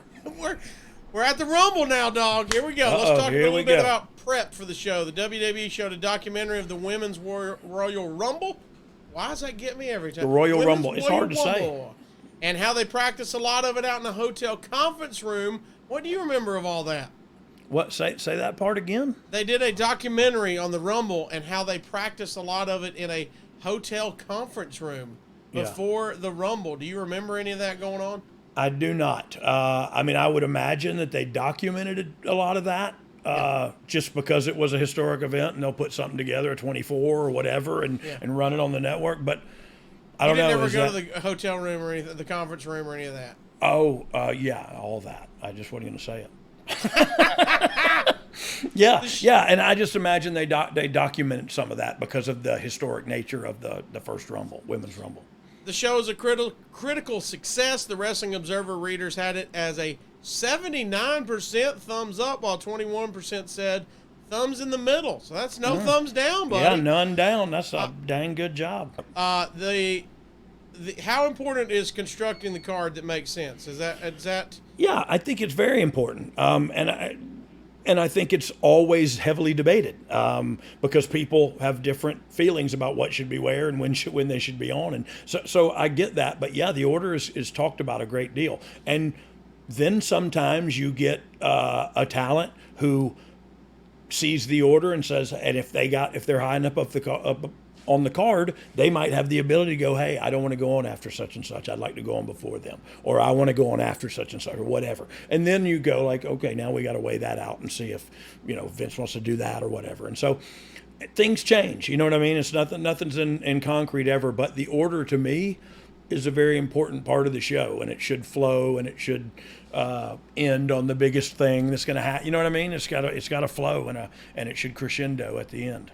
A lot of people talked about that the men's Royal Rumble happened before the Raw tag team match, and so it hurt the tag team title match. Do you believe that? It's hard to follow a Rumble. Like, it's, you know what I mean? Yeah. It's like, yeah, you can't unless you're. So it's just like, okay, we're going to have them on early, but we got to put some buffer in between them. Like, you don't want to put them back to back. You don't want to, I don't know if you want to bookend with them, but you always have that conversation. And I don't remember the decision making on this specifically. Okay. But look, we talked about that every show, every pay-per-view, everything. You go like, is this the right order? Should we open with something bigger? Should we close with this? Should we, you know what I mean? So you think about that, and like, okay, it's going to slow them back down. Everybody's going to settle back down and do a wrestling show, and now there's a tag match, and then we're going to get back to another Rumble here in a little while. So it's a tough task any way you do it. You can never please everybody. All right, let's run through a little bit of this then. The kickoff matches were quick. They had a bunch of the 205 Live guys in there. Lince Dorado, Kalisto, Gran, yep. Jack Gallagher, Drew Gulak, TJP. The Revival would defeat the OC when Wilder pinned Carl Anderson after a chop block. There were reports that Dolph Ziggler was originally to face Rude and not be in the Rumble. I don't know if that is accurate, but do know the plan was for Cole and not Mojo Rawley to face Rude as the mystery partner. It was changed. One would think it was from the NXT side, as it served NXT no purpose to have one of its biggest stars lose an 8-minute pre-show match to Rude, which kind of makes NXT itself too secondary. The argument worked, and Cole was moved to the Rumble, and Rawley, who had already lost to Rude in the tournament, was moved into the match. The crowd was clearly not happy with Rawley as a surprise, but with Cole as the surprise, the crowd may have gotten behind him and not Rude, and they probably wouldn't be happy with the result. So, Bobby Roode retained the U.S. title over Mojo in 7:36. The crowd turned on Rawley. Basic match. Rawley missed a charge and went into the post, and Roode hit the glorious DDT for the pin. 1 3/4 star. How did the conversation... He's right up there with the Outlaws. Y'all made a career off of it. I don't see anything bad to that. How did the conversation of Adam Cole come up, and do you think he would have been cheered and it hurt Roode? That's an interesting what if. There. It is. Where were we at? What city was this? Do you know? The Rumble 2018. Trying to see if it was in my notes. Apologies here. Yeah, no, I don't know either. I've been asking a lot of questions about this show. Oh, I don't know. Somebody will get it to us. Was I even there? The DeAngelo Dirtbags will get it to us. The location of... Well, and the only reason I asked that is because, look, both of them were kind of Philly. Yes. Oh, yeah, I forgot. Yeah, we talked about Philly, right? And I'm going back to Philly. So, yeah, it would have hurt. It would have hurt Rude when Rude won. You know what I mean? If that was the idea, was for Rude to retain, which I actually think wouldn't have been a great thing for Adam Cole creatively anyway. So I don't know who. It doesn't seem like that would have got far without being shot down, but I don't know. So I don't really remember that. That was talked about above my pay grade. You know this. If your stomach is rumbling and you're ever in Baltimore, you need to stop by our friends Jimmy's Famous Seafood, dog. Yeah, it's like the Women's Royal Rumble. Oh, it is.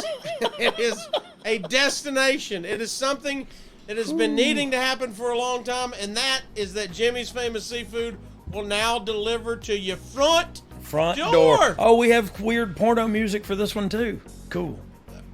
I don't know if it's weird. Eat a crab cake. Eat a crab. Eat a crab cake. Crab cake. Oh. I love Jimmy's Jimmy's Famous Seafood crab cakes, man. Food. Yeah, the famous seafood. Free 2-day nationwide shipping on orders over $125, excluding steamed crabs and fresh items. Mm-hmm. All you got to do is use the promo code D-O-double-G. Oh man, the crab cakes, the soups, the chowders, the oysters. Oh, let me tell you, I know it's a seafood place. It's famous, damn seafood, dog, but they got incredible steaks there. Desserts and gluten-free items as well. Incredible crab cakes, dog. It's called jimmysfamousseafood.com is where you go and order it. $125 and you get the shipping for free, right? What's wrong with that? No, ain't nothing wrong with that, because for $125 you get a buttload of seafood, and it is fresh seafood from Maryland up there where the seafood's real, like down here in the Gulf Coast. But so man, it's the best seafood I've ever had, and I live on the Gulf Coast, and so that's saying something. You know what's going to make a great gift? One of the boxes from Jimmy's Famous Seafood. That includes 4 of the world's best colossal Maryland crab cakes, 2 different crab soups, crab dip, seafood seasoning, and their signature bay sauce. Or, hey, we got the big old NFL game. The playoffs are in full swing. Ooh. And the tailgate bundle gets you 2 pounds of wings, a full rack of barbecue ribs, a pound of crab dip, and the crab cake mix. Or the you can crab create your dip, own too. package. That's right. They'll let you just mix We're always there. talking about packages. Over 40 years in the business, and has been featured on diners, dine-ins, and dives, Beat Body Flay, and more. What's that promo code, dog? D-O-double-G. It's really a destination. Come on and destination eatery. Come on, and now that eat destination is your front door. Jimmy's FamousSeafood.com. Promo code come with me to Famous Jimmy's. Jimmy's Famous Seafood. Okay. I think I had this crab cake burger last time I was there. It was no incredible. way. Yeah, God, crab. Because insane. you know what's great about their crab cakes is you think a crab cake burger, well, that's too much bread. Their crab cake doesn't have no bread in it. It's all crab. I don't know how I stick it together. It was basically it's incredible. Just enough to keep the crab on my burger. That's basically what it is. And I don't mind picking it up with my fingers and put it in my mouth either. What are we talking about?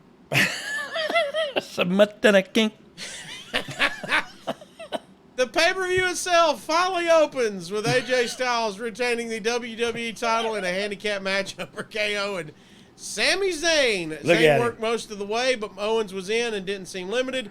Styles did lots of cool moves. The highlight was Owens giving Styles a monkey flip into Zayn, but Styles flew into Zayn and gave him a head scissors takeover. He got the calf crusher on Owens, but Zayn saved. The crowd booed the save. Owens jumped in and super kicked Styles and went for the pop-up powerbomb, but Styles reversed into a front-rolling cradle for the pin. The key is that Owens wasn't the legal man in the ring. Owens and Zayn complained backstage after the match to Shane McMahon about them getting screwed. 3.5 stars here. Smart finish for sure with all the issues with Shane and Bryan happening, like you mentioned, the Game of Thrones storyline. Yeah. But you're opening the pay-per-view with a world title match. Yes. This is rare. It is rare, but to me, it's like if you're viewing, are you mad? No. Like it seems like, holy crap, they're going to give us this right now? I'm in. You know what I mean? Like, so we attack it that way. And when I book live events, I attack it that way too. Like, grab me. When that first bell rings, grab me with something. And you can take me down here in a little while. But grab me and take me on a ride. You know what I mean? And so, man, 3.25 stars or 3.5 stars or whatever. And they even beat the wrong guy. You know what's interesting? It's so great wrestlers that Meltzer puts them over and gives them all these stars, they can't even beat the right person. It's interesting to me, the comparison. A lot of stand-up comedians that I've worked with and my own personal philosophy as well, same theory is we always got our closer. We know what our closer joke's going home on. I got the main event. But a lot of them go, I'm going to put my second best heat. I'm going to put it at the front. Yeah. Because that's when they're the most hot. They're most willing to be involved. It's just They've like got all their energy. It's speaking in public 101. Know your audience and hook them. Go down. Hook them and then take them on a ride. With the terms of communication over the same spots being used, because is that something that Vince would have an issue with? Yes. Okay. Everybody would have an issue with that. And if it happened, there was an issue. And it was talked about, and the producers got yelled at and the whole nine. But I don't know what you're talking about, but just hearing it, like, no, that's unacceptable. Usos won 2 straight falls over Chad Gable and Shelton Benjamin to retain the SmackDown tag titles in 13:52. The first fall was actually really good, but the flat finish ruined it. Gable chop blocked Jimmy and Benjamin wrapped his leg around the post. Benjamin also used a chop block. Gable used some dragon screws. Do you get those from from Home Depot? Yeah, Lowe's, I got them at Lowe's, actually. Okay, that's good. Dragon screws. It's basically just a Phillips head with a tail. Tail. Really, the match should have been 1 fall, says the Wrestling Observer, and ended there, but they did a second fall. Gable and Benjamin took out Jimmy with a sky-high bulldog to the floor, but Jimmy recovered and pinned Benjamin with an inside cradle. 3 stars. 3 stars. He said it was flat and buried it, but he gave it 3 stars. Do you remember if this got cut short on time? I mean, it's still 14 minutes, but, you know, a tag team match with the Yeah, titles it might have. It might have, especially if that first one went long. Okay. You know, and look, that happens. People, you have an allotted time, but you start thinking about, okay, so we're going to come out of the heat right there and start my comeback. What do you think, 4 minutes for that all the way through? Or, you know what I mean? And so you're guessing right then on things that so many variables that you can't possibly put a number on it, but you're guessing and you go like, okay, yeah. And so then it takes 6 minutes for you to get all the way through to the finish. And you come back and they go, hey, you went 2 minutes heavy. And you go, oh, crap, I'm sorry. But now you're 2 minutes heavy. And so if you have a time constraint at all, and look, sometimes on pay-per-views we did, sometimes we didn't. But if you have a time constraint, you're 2 minutes heavy now, and you're dipping into your any savings account, you know, time that you've put in. Because Billy Kidman does all the timing, and he'll always have some in the bank. You come up there and go, hey, you got 5 minutes, and he's like, I got 4, you know, or whatever. And so, you know, it's just look, it's timing. The show is not a science, but it's a really tricky science. That doesn't make any sense, but it's just they do it to the second, and I mean to the second time down the show. But then there's a bunch of human beings going out there and jumping off top ropes onto each other. So crap happens, you know what I mean? And so time, yeah, that's good. You put 15 minutes on there, but I think I pulled my hamstring. So I'm going to take a little longer selling this for a second. Again, I don't want to insert myself into this. It's funny to me, the same theory on a comedy show of, you know, a lot of times when I'm headlining, especially if you got 2 shows, the club goes, you got to end here. So we got time to flip the room, get a whole new crowd in. And, you know, here we go. First guy goes over his time. Now the second guy goes, well, I'm not cutting mine short. I want my time. Right. I'm doing my 5 minutes, or I'm doing my 10 minutes. You know what I mean? And the last guy, who was the biggest draw now, has 3 minutes. You know what I mean? And by the way, I'll do a tight 3 for you if I'm getting the same check. But I'm trying to get over. You know what I mean? Guys are going, this is my time. You are trying to get over. But it is your time. You know what I mean? And you are trying. I'm trying to be funny and establish myself. And you know what I mean? I'm trying to do this for myself. And these other guys screwed me because they went heavy. Yeah, and like you said, that's maybe a real they didn't realize it. Maybe they don't. Maybe somebody spilled something in their joke and they went, I got to start it over. It's just crazy how because that's human. You're looking at a clock and then you're talking about 50 people fake fighting each other and figuring out exactly when to go to commercial break and not. You know what I mean? Next up, Shinsuke Nakamura won the Royal Rumble in 65 minutes and 20 seconds. It started with Rusev and Finn Balor. There was huge Rusev Day chants, and some members of the crowd were singing with Aiden English. Not all of it, but just some of the highlights. Ty Dillinger was to come in next, but backstage, Kevin Owens and Sami Zayn beat him up, and Zayn hit the ring to take his place. Heath Slater spent a lot of time outside the ring and was finally thrown in by Sheamus and eliminated in 2 seconds. Does anybody care about being in the bushwhacker spot of just a few seconds, Dog? Yeah. I never forget, and I always forget his name, Milan Miracle. Santino Marella. Oh, yeah. He would always come to me and go, I can be out of there in 30 seconds. I would be like, that's awesome. But yeah, somebody's always at the Ric Flair show we did. Cal Hero, the fanny pack kid, came to me and said, "Hey man, I'm getting thrown out first." And I said, said, good for you, dude. And he was like, yeah, they asked if anybody cared about me thrown out first. I told him I don't mind. And I said, good for you, dude. And he got paid, and nobody ever even saw him. He got thrown out of there, so no harm on his character going forward. But isn't it great for you as somebody in the business where you go, that guy's ready to go? Oh, yeah, he's ready. If we're going to tell him to do something, he's going to do something. Yeah, he's going to do it. I love him, and I love his attitude, and he'll not only do what I say, he'll make it his own, and do, you know what I mean? And so that's what you want to do, you know what I mean? It's How like was Heath Slater here? Oh, he's great. Heath was always great. To me, Heath Slater, look, I put the titles on him and Rhino. You know what I mean? When I first took over SmackDown, they were the first tag champs, you know? And so I love Heath, man. He's a great guy. He's funny. He can work. He's still doing good stuff, just not in our company, you know? Usually in the Rumble, you know this, we're going to get a Kofi Kingston spot, and it's going to be wild and crazy. Awesome. Does he come up with that idea and you guys work around it, or how is that? Yeah, 100%. We go like, what do you know, and he talks about it throughout, you know, all year too. And what's bad is now they got like some other gymnastics people that can do that too, and if other people do it now, it's like, but Kofi started that. That'll forever be the Kofi spot.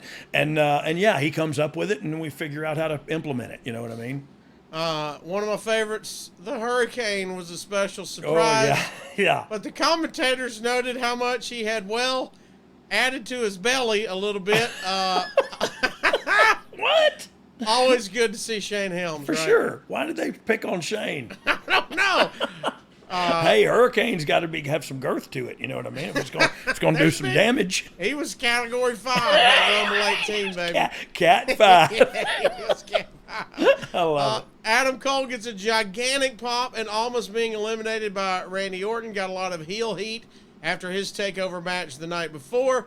Was it tough to balance the night after a takeover with the crowd? Well, especially in the cities we do it in sometimes is definitely and look, I don't know how to say this, and it's just a fact, but I don't know how to phrase it. But some of the cities, in the bigger, Philly's being one of them, are a smarter crowd, and they enjoy the smarter things about our industry, where a layperson, if they were watching, wouldn't feel the same way and wouldn't understand why.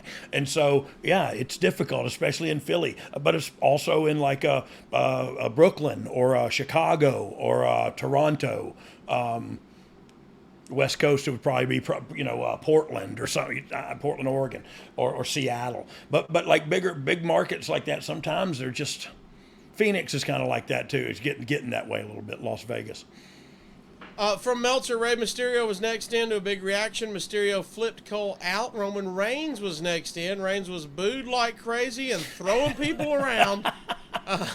Reigns first threw out O'Neal. Reigns tried to throw out Miz, but Dallas and Axel saved Miz. Rollins then gave Miz a curb stomp, and Reigns then powerbombed Miz over the top rope into Axel and Dallas. Reigns then threw out Rollins. Rollins just smiled about it, as did Reigns.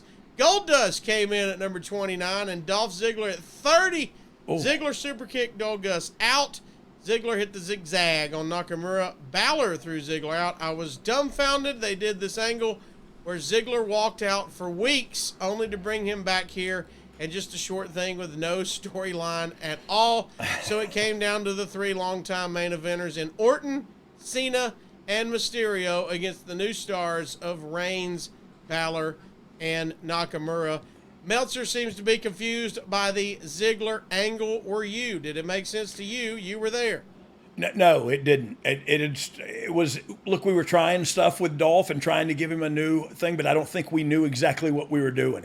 I think it was a grasping at straws kind of thing with him, and just saying like, okay, this ain't working. And so there was some very jerky storyline moves with him in this time frame. So I think this was one of those things where it was just like, he's got to come back for the Rumble because we need him in the Rumble. You know what I mean, or whatever. And it's like, okay, just bring him back then. So it's one of those things where that's not his fault. You know what I mean? That's not. He brings everything to the table, and then we drop the ball creatively. That's not on him. And I'm not saying we drop the ball creatively. I'm just saying. If he's in a weird spot, I guess I am saying him into the weird spot. Yeah. We had him walk out and leave and we started something and we didn't finish it. You know what I mean? We got back too quick, too fast. Maybe 3.5 minutes is what I heard from Dom. Looking at the end of this, Orton, Cena, and Mysterio across from Reigns, Balor, Nakamura. Is this kind of a passing the torch moment? Yeah, and I think it's very poignant. It's in Philly. You know what I mean? Like one of these kind of different crowds. That's not with Cena sucks more than let's go Cena. You know what I mean? And so yeah, I think it was all done by design in a cool way. You mentioned it. The fans started chanting, "You both suck" at Cena and Reigns. God, you gotta love Philly. Nakamura and Balor went at it. The crowd was hot for him. Reigns used the Samoan drop on Cena. Cena threw out Balor, who had lasted 57 minutes and 30 seconds. Cena hit the attitude adjustment on Reigns. Nakamura then hit the Kinshasa on Cena and eliminated him. So that was the first knee to the face. This left Nakamura with Reigns. Nakamura used a triangle, and Reigns picked him up for the one-arm powerbomb. Reigns then went for a spear, but ran into a knee. Nakamura hit the Kinshasa off a middle rope on Reigns. Nakamura went for another Kinshasa, but Reigns speared him. Reigns went to follow up and got hit with a Kinshasa and was eliminated. 4.25 stars for the Rumble. Wow. It's crazy to look back now, but Nakamura winning this over Reigns was a big deal. I remember watching this and going into that Mania. Man, Nakamura is on fire. So this is the Mania that was in New Orleans, huh? So I wrestled on this WrestleMania. Mm-hmm. Yeah. This was Operation Kia Sorrento. It was. If you don't know Operation Kia Sorrento, go listen to the past episodes. We've talked about it. Oh, I love it. Yeah, so this was a big deal. Him getting a dub over Reigns. Yeah, a huge deal. And look, it was rightfully so. Like he was hot as fire right then, man, and being introduced to a domestic wrestling audience that either knew him or did not. But this was putting him on the launch pad for sure. Could you see SmackDown being built around him? I don't know. I obviously not, because I built it around AJ Styles, but what I was writing. But I don't know. Yeah, yes, I think you could. I think he could be the champion. I don't know if he would need a mouthpiece, because I do think there's something just leaked on me.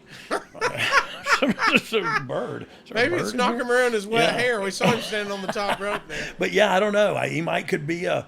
He might. Yeah, I could have built the show around him, and I think I would have just had to have a mouthpiece. Or again, I've said this before. I'm not against subtitles. I think somebody talking in their native tongue and subtitling it is totally acceptable. Especially if you're a global entertainment conglomerate. You know what I mean? You're going to have people who speak different languages. Yep. Sheamus and Cesaro then won the Raw Tag Team titles over Seth Rollins and Jason Jordan in 12 minutes and 45 seconds. The crowd was completely dead here. There was literally nothing they could do. Cesaro threw Jordan into the post right away to explain Jordan not working. It turned into a handicap match. We'd already had one this show, and Rollins was worked over for several minutes. Then Sheamus missed a tackle, and you guessed it, went shoulder first into the post. Rollins used a frog splash on both, and then started selling the knee. Jordan then got to the apron and tagged himself in. Jordan then started holding his head like he had a concussion. He then walked out of the ring holding his head and tagged Rollins back in. Rollins attacked both guys. This probably would have worked in any situation other than this. Sheamus hit a brogue kick on Rollins, and he and Cesaro did the double team white noise, and Cesaro pinned Rollins. 2.25 stars. Shoulder into the post spot happens again. This is what we were hinting at earlier. Yeah. How did no one catch the same finish here again? Plus, like we mentioned, they were in a tough spot here immediately following that hot Rumble. Yeah. So look, unacceptable. Like it really is. But I also want to, in the same breath, I want to say how difficult it is because the producer and all the participants of the match, while the other match is going on, the one that we spoke about earlier, they're back there putting theirs together and not standing around watching the show. Right. And so unless I know or somebody hears them talking about it and goes, hey, we're doing that, or somebody sees that and hears them and go, hey, they just did that. You know what I mean? Like you almost got to it's very difficult to watch And I always preach this, please watch the matches before you and make sure you don't do, because it is okay if they do a shoulder to the post 3 matches ago and then this other guy does it, okay, whatever. They didn't, but if you just keep doing them back to back, that's a negative. So yeah, you try to keep that from happening, but it's very difficult for everybody to watch every match and then go, okay, now we're ready for our match that we haven't talked about at all because we had to watch every other match, and go out there and make sure we don't do the same thing. Don't lock up. Don't take me in an armbar. On top of all this, we've mentioned it before again on this podcast, Jordan was really hurt and sadly would never wrestle again after this.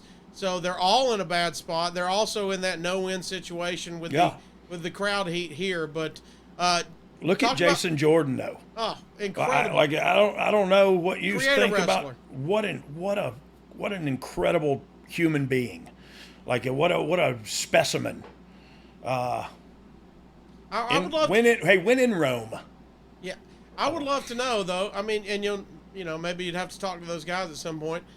Maybe it wasn't supposed to end with the shoulder post, and Jordan getting hurt and the whole deal. I don't know. Yeah, it all may have. But look, he was really hurt and he never wrestled again. That's so what I mean. That could have thrown everything off. So instead of saying, "Man, this really sucked. They did that. It would have worked any other time." Why not say "Holy crap, the magic they did with the guy who will never wrestle again due to the injury he had right then during that match." Come on, guys. God darn. She lifted the car off the baby. You don't talk about what kind of tires are on the friggin' thing. Well, I think we, there's that deal as fans, and Meltzer's watching it like we are.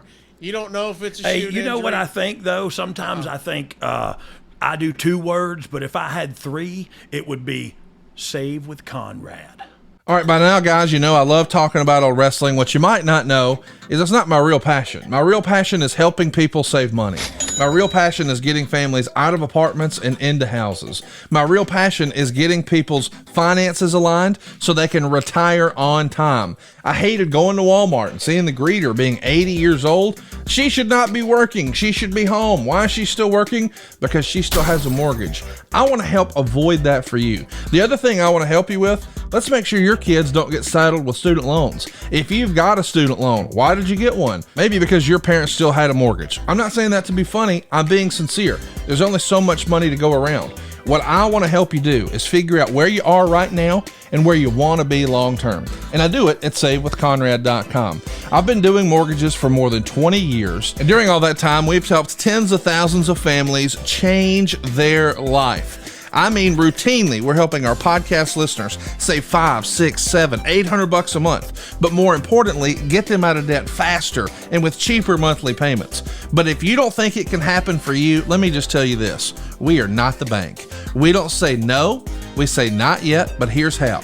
We're going to get you a game plan on how to improve your credit, how to save a little bit of cash, and how to get into that dream house. Maybe you're already in the house, but it would be nice if someday we could put a pool in the back, or one day we want to upgrade to hardwood floors, or remodel the kitchen, or get a badass master bathroom.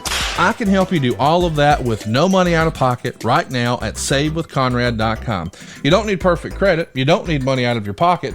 And if we can't help you save some cash, we won't waste your time. Check it out, SaveWithConrad.com, NMLS number 65084, equal housing lender. And hey, y'all, don't take my word for it. Check us out. We've got an A+ with the Better Business Bureau. And as if that's not enough, go look at our reviews. Read them and weep, haters. ConradReviews.com.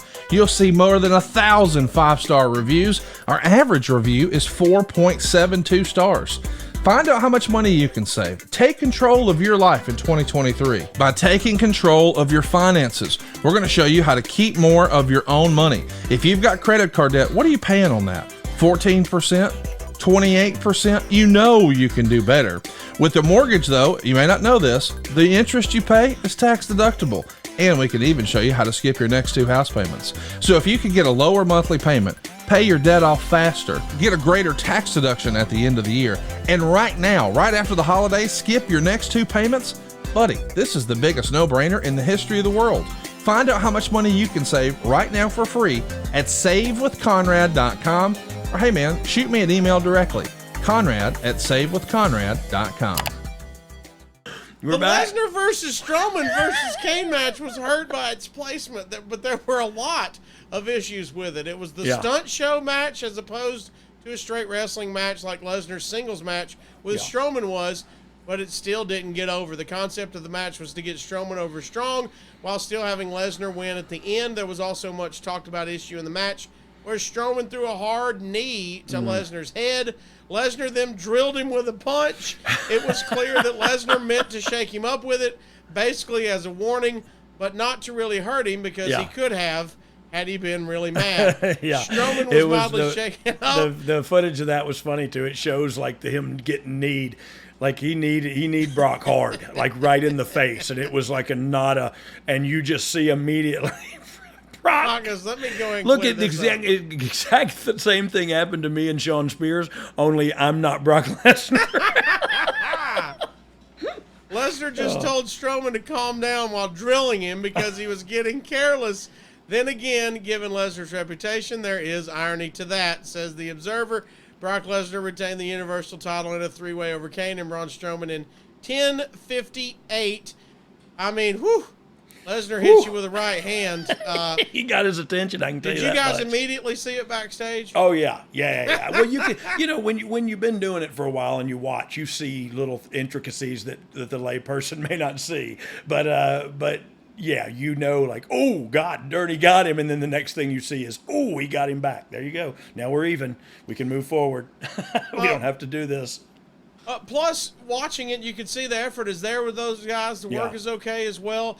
But is it tough to get heat on Brock too? As well? Yeah. And even though he can sell really well, like I say this all the time. Every time you see him, Brock sells like a champion, like it's real. And I'm going to say something that's really going to make Meltzer mad. I saw shades of a Brock Lesnar in Ronda Rousey's match when she wrestled Raquel Gonzalez the other night. Like she was taking some bumps, and I mean taking them, and volunteering her body like Brock does to sell for people, and it was impressive to me, as impressive as I've seen her, other than in the cage, killing people for real. At the finish, Lesnar gave Strowman 3 German suplexes. Strowman got right back up and power slammed Lesnar through a table, but Kane saved. Kane was supposed to put Strowman through a table, and he pushed him, and Strowman went through, but it looked real bad, says the Observer. Kane chokeslammed Strowman, and Lesnar saved. Lesnar went for the F5 on Kane, but Strowman broke it up and gave Lesnar a German suplex. Kane was supposed to break up a Strowman and Lesnar power slam, but wasn't there, so Strowman didn't even cover Lesnar after his big move. Instead, he waited, then delivered a second power slam, and this time Kane was ready and hit Strowman with 2 chairs. Lesnar then threw Kane into Strowman and gave him an F5 on the chairs for the pin. After the match, Strowman pushed how Lesnar never beat him. 2 stars from the Observer. Is this just miscommunication? Is it somebody not on the same page? What was your thing? Yeah. It's just somebody not knowing where they're at, somebody missing one thing, and it's an important thing. And so you notice, you know what I mean? You hope that when you mess up, nobody notices, but you notice something like that. Truth be told, he could have kicked, if he'd have thought straight, he would have topped him and said, kick out, and then hit him with a second one. You know what I mean? And then the breakup happens. You go, dang, what do you beat him with that one? You know what I mean? So he just... That's Braun being new in the industry and nervous, and he just got his bell rung by Brock Lesnar. Yeah. Everybody's got a plan until Brock Lesnar punches you in the face. Yeah. All right, here we go. Main event. Then you just have a pant full of crap. And a bloody nose. Then you just Steven Seagal everywhere. The first ever women's Royal Rumble was really built around a ton of women from the past. The decision was to use as many as possible since they were filming interviews for a documentary about the prior era of women's wrestling. It only wound up with 2 women from NXT, champion Ember Moon and Sane. Because the show was designed to end with Rousey, the women were moved to the main event position, and word of them going on last came the morning of the show. And while nobody, including the participants, were told about Rousey, most everyone figured out that was the reason. Dog, when were you told? When did you figure out that this was going to be the main event? So I knew it before you did, but I didn't know it much longer. And so, no, I knew it was the main event, but I did even before I knew about Ronda Rousey. I didn't know about Ronda, and I knew it was the main event. And the reason was, like, I feel like it's the right thing to do. Like, it's the first women's Royal Rumble. You put that on the main event, and you give them something spectacular and crown a new person who's going to WrestleMania, and then here comes her. And it makes perfect sense from a business standpoint, from every standpoint. Lesnar, that match, and everybody knew, wasn't gonna or shouldn't close the show. You know what I mean? It's right, wrong, or indifferent. I love every member of that were in there, Braun and Kane and Brock all. But Kane was older then, and you know what I mean. And he worked with me and Billy, the two other old guys at Mania that year. So we knew it wasn't going to be the main event of the show after two true Rumble matches. You know what I mean? And so you throw it on there, and you throw the women on last. And honestly, I thought the women was on last because we did it that way by design. I didn't until I knew Ronda Rousey was coming out. I was like, oh yeah, that's why they did it. That's probably why they did it. But I just thought it should have been last anyway, and rightfully so. Like, we're making history here, and so it's going to follow everything that's been on the show because it's brand new. It ain't never been done, and it's really cool. A cool moment for everybody. Let's get into those moments. Asuka won the Women's Royal Rumble in 59 minutes and 1 second. Maria Menounos came out as the ring announcer and was booed a little bit. She introduced Stephanie McMahon as guest commentator, who was booed a lot. McMahon is now the trailblazer for the Women's Revolution. Alexa Bliss and Charlotte Flair were brought out to sit at ringside. Nia Jax was the real monster, and there are a bunch of women from the past in the match between Lita, Tori Wilson, Molly Holly, Michelle McCool, Vicky Guerrero, Kelly Kelly, Jacqueline, Beth Phoenix, and the Bella Twins. How did it feel to see all those women from the past coming back? It was cool, and it's also, I mean, look who we crowned as the winner of the Rumble, Asuka, and her, and her kind of introduction into a bigger crowd on the main roster. And so here she is winning the first ever Women's Royal Rumble and going to WrestleMania, and rightfully so. Just like Nakamura, you could build a show around her, no problem at all, because she has such charisma and a positive energy that she just exudes. It's crazy. Nakamura, same way. They both really get it, and they flaunt it. They got it and they flaunt it. You know what I mean? We love it too. Yeah, me too. The big name is Trish Stratus, who returns at number 30 as well. Yep. Nicely Old done. Trish. Do you know of anyone else that was considered and was wanted for that Rumble that didn't happen, or did you guys? No, I think we got. I'm pretty sure we got everybody we wanted because it was a big deal and everybody wanted to be in. So everybody we wanted, we got. Unless the Dave Meltzer knows some inside story about Mae Young not signing the contract or something. Stratus kicked Mickie James off the top rope to the floor. Everyone left throughout Jax. Banks threw out Bayley, her best friend. Bayley took a great bump. Natalya put Stratus in the sharpshooter, but Stratus got out and kicked Natalya out. Banks threw out Stratus. The final four were Asuka, Banks, and the Bellas. The Bellas threw out Banks. Asuka then started throwing hard kicks to both Bellas. Nikki got to hit her TKO on Asuka and threw out Brie. Asuka and Nikki were left, and Asuka used a missile drop kick. Nikki nailed Asuka with a forearm, and she was hanging on the apron, but Asuka used her legs to pull Nikki over the ropes, and both were on the apron. And then Asuka kicked Nikki off to win 3.25 stars. Wow. For the first Women's Royal Rumble. It is reported, this is a fun one for you. All right. It is reported that the winner of the match was going to come down to Nia or Asuka. One of them was supposed to win. Do you remember that discussion and how we got to Asuka? Do you remember that at all? I do not remember that. I thought it was Asuka. I thought it was Asuka from the get-go. Okay. And look, I think if you think about how they executed it too, what more heat is there in Philly than for the Bella Twins to throw out Mercedes? You know what I mean? Sasha Banks. So what heat? And then the Bella Twin gets rid of her. There's another one of those moments that you talked about earlier that where it doesn't matter if you win or lose as long as you're in a cool moment. And so there's another one, and this is all just after the last four. There's three big moments there. You know what I mean? And so I don't know. I loved it. I loved how they executed it. I loved how they put it together, and I thought it was great. And I love Asuka. You know what I mean? I'm a huge Asuka fan. Maybe I could be her Paul Heyman. Let's go. Well, I'm signing up for that. Can I be your Paul Heyman? After the match, Charlotte Flair and Bliss came to the ring with Asuka. Asuka was supposed to make her pick.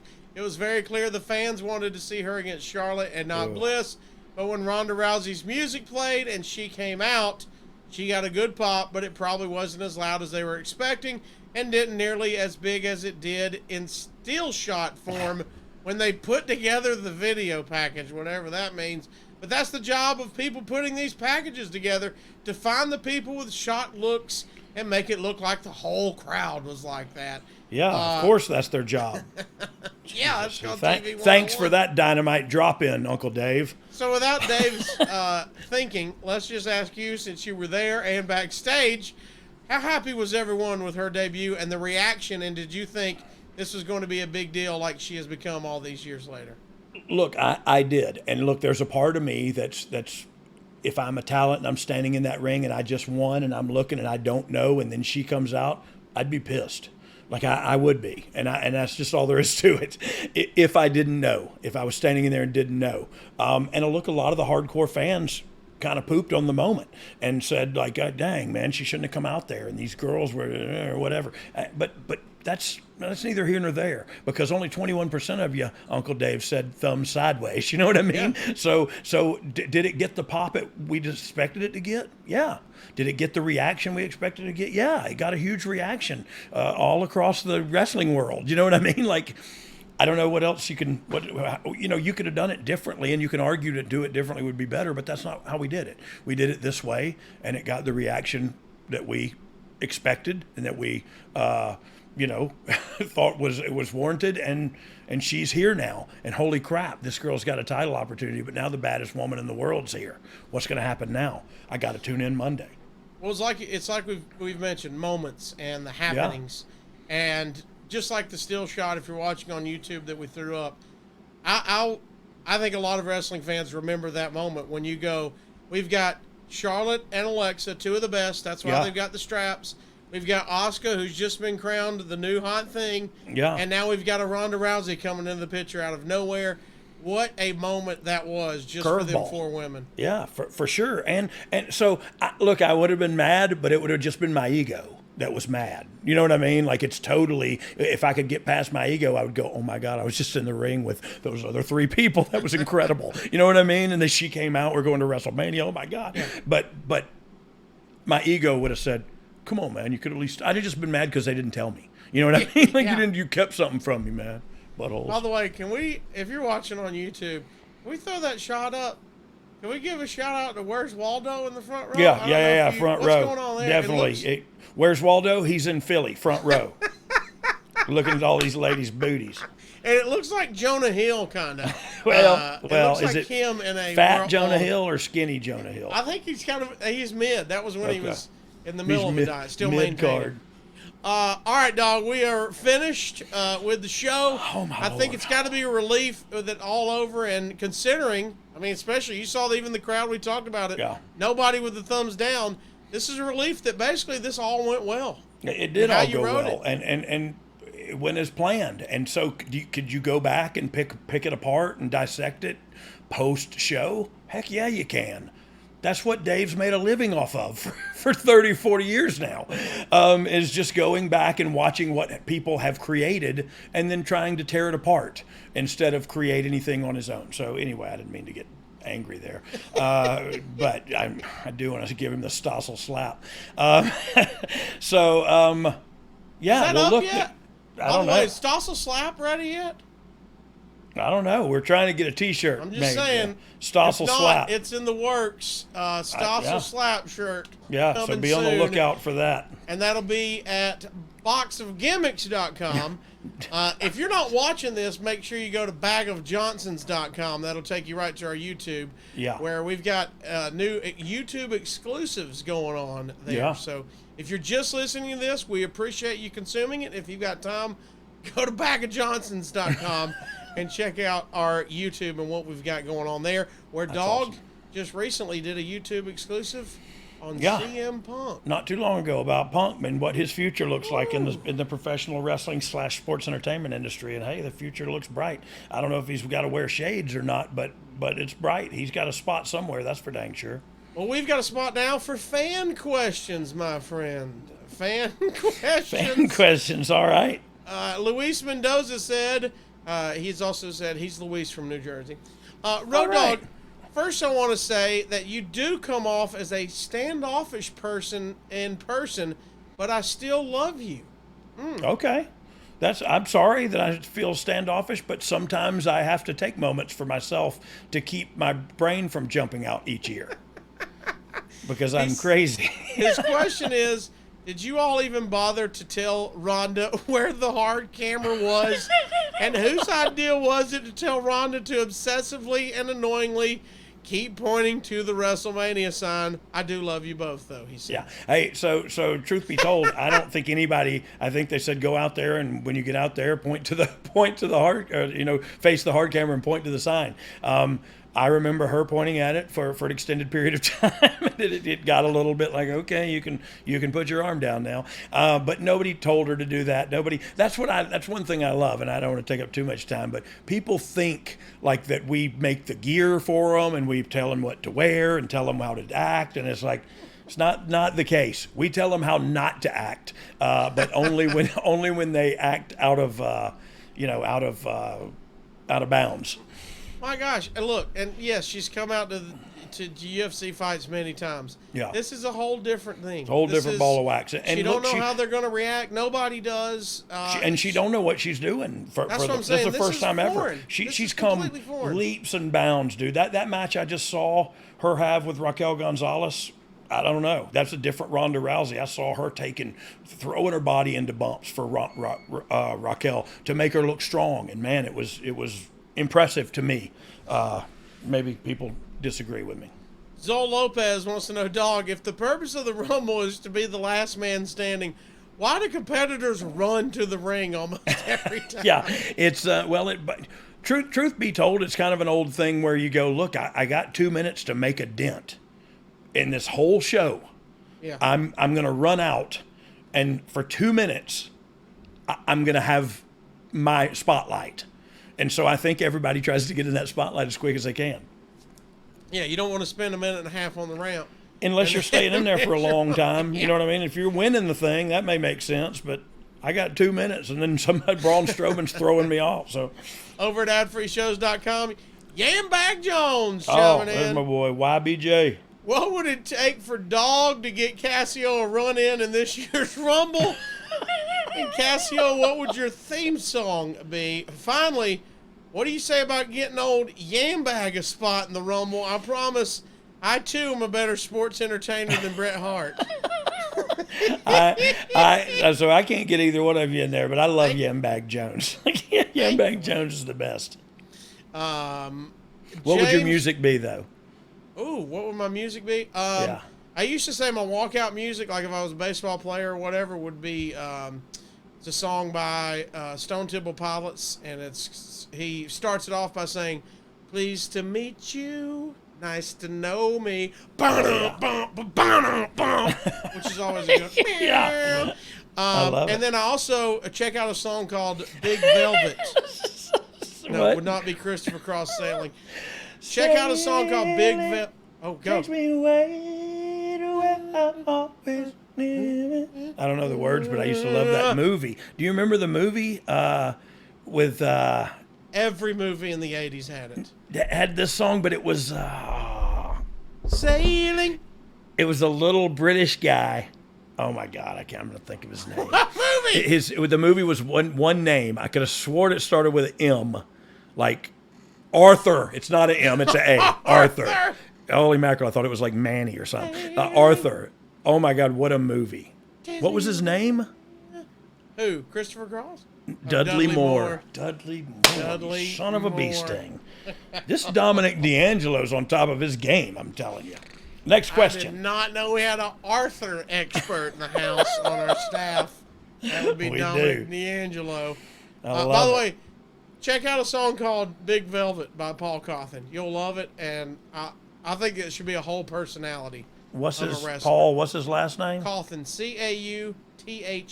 Cawthon, got it. He's known for his best song, Cocaine Country Dancing. Oh yeah, do a little cocaine Country dancing with you. Dang, that sounds awesome. Yeah, you should hear him do it. You think that sounds good? You think you hate it now? Wait till you taste it. All right, couple more. We'll get out of here. We got a thankful minute. Are you ready? Coming up. Not I'm ready. It. All right, I'm here ready. we go. James Gruenberg, Dog, were you told beforehand that Ronda was coming out? You did not. You were surprised, though, that day when you heard it. Yes, I was told that day. I did know before it happened, but I did not know much before it happened. WWE Master 2018 set aside of the Hurricane and Rey Mysterio or Adam Cole. Were there any suggestions or ideas for a planned surprise entrance in the 2018 men? We talked about, were there any women that didn't make it? Do you remember any men? Is Bubba Dudley in here? And the only reason I think I pitched him for this and we couldn't get him. So I think that was the only one that we didn't get. That I just thought Bubba coming out in Philly would get a great reaction, and that would have been huge. Yeah. And I don't know that we got that. You know what I mean? I think he came back after that, like after Mania or something. We'll have the Dirtbags check into that. We'll get to our last fan question. MMX Punk says, "Is there a favorite Rumble moment for Dog that comes to mind as we get out of here?" Yeah, it was when I was in the Rumble and I held onto the bottom rope because I didn't want to wrestle because I was pissed because I had to wrestle twice. That was my favorite Rumble moment. And Big Show sat on me one time to try to get me to let go of the ropes, like he sat all of his weight on me. And I was just like, I'm not letting go. Well, we had fun. Dog, that was a fun show. It was questions. fun. I think it's good questions. I always appreciate the questions from Yeah. our fans. Thank Interact you, with guys. us on social media there at Brian R.D. James, at the Casio Kid, at You Didn't Know Pod there on Twitter and the Instagram and all that. Like, subscribe, and turn on notifications at youtube.com/DOGG. Dog, we're going to try a new feature for this episode. Yep. It's our Thankful Minute. That's where we get 60 seconds. Let's get 60 seconds on the clock, please. Anything we are thankful. Oh, God, it's a bomb. Oh, okay, it's I'm gonna going. go. I'm gonna go. It's thankful. So what am I thankful for? So we started over.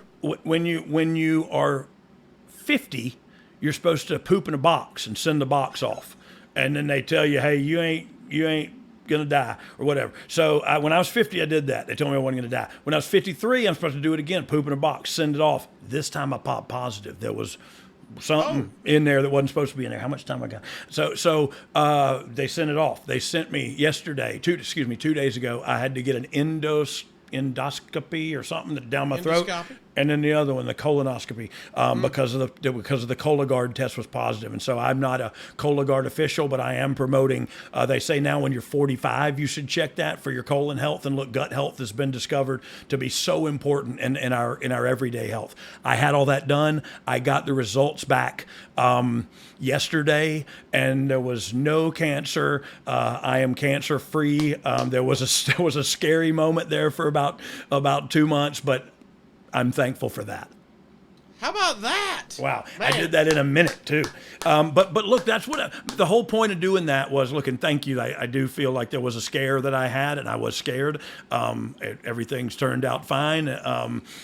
My people at work, my friends, my family, everybody was supportive, and everything. You guys have been great to me. But yeah, the thankful minute. I just thought, everybody could use stopping what they're doing for a second and think about the things they've been thankful for. And right, wrong, or indifferent, that's how I maintain a positive perspective and an attitude of gratitude. And so if you want to do that, you can. And if you don't, I got 2 words for you.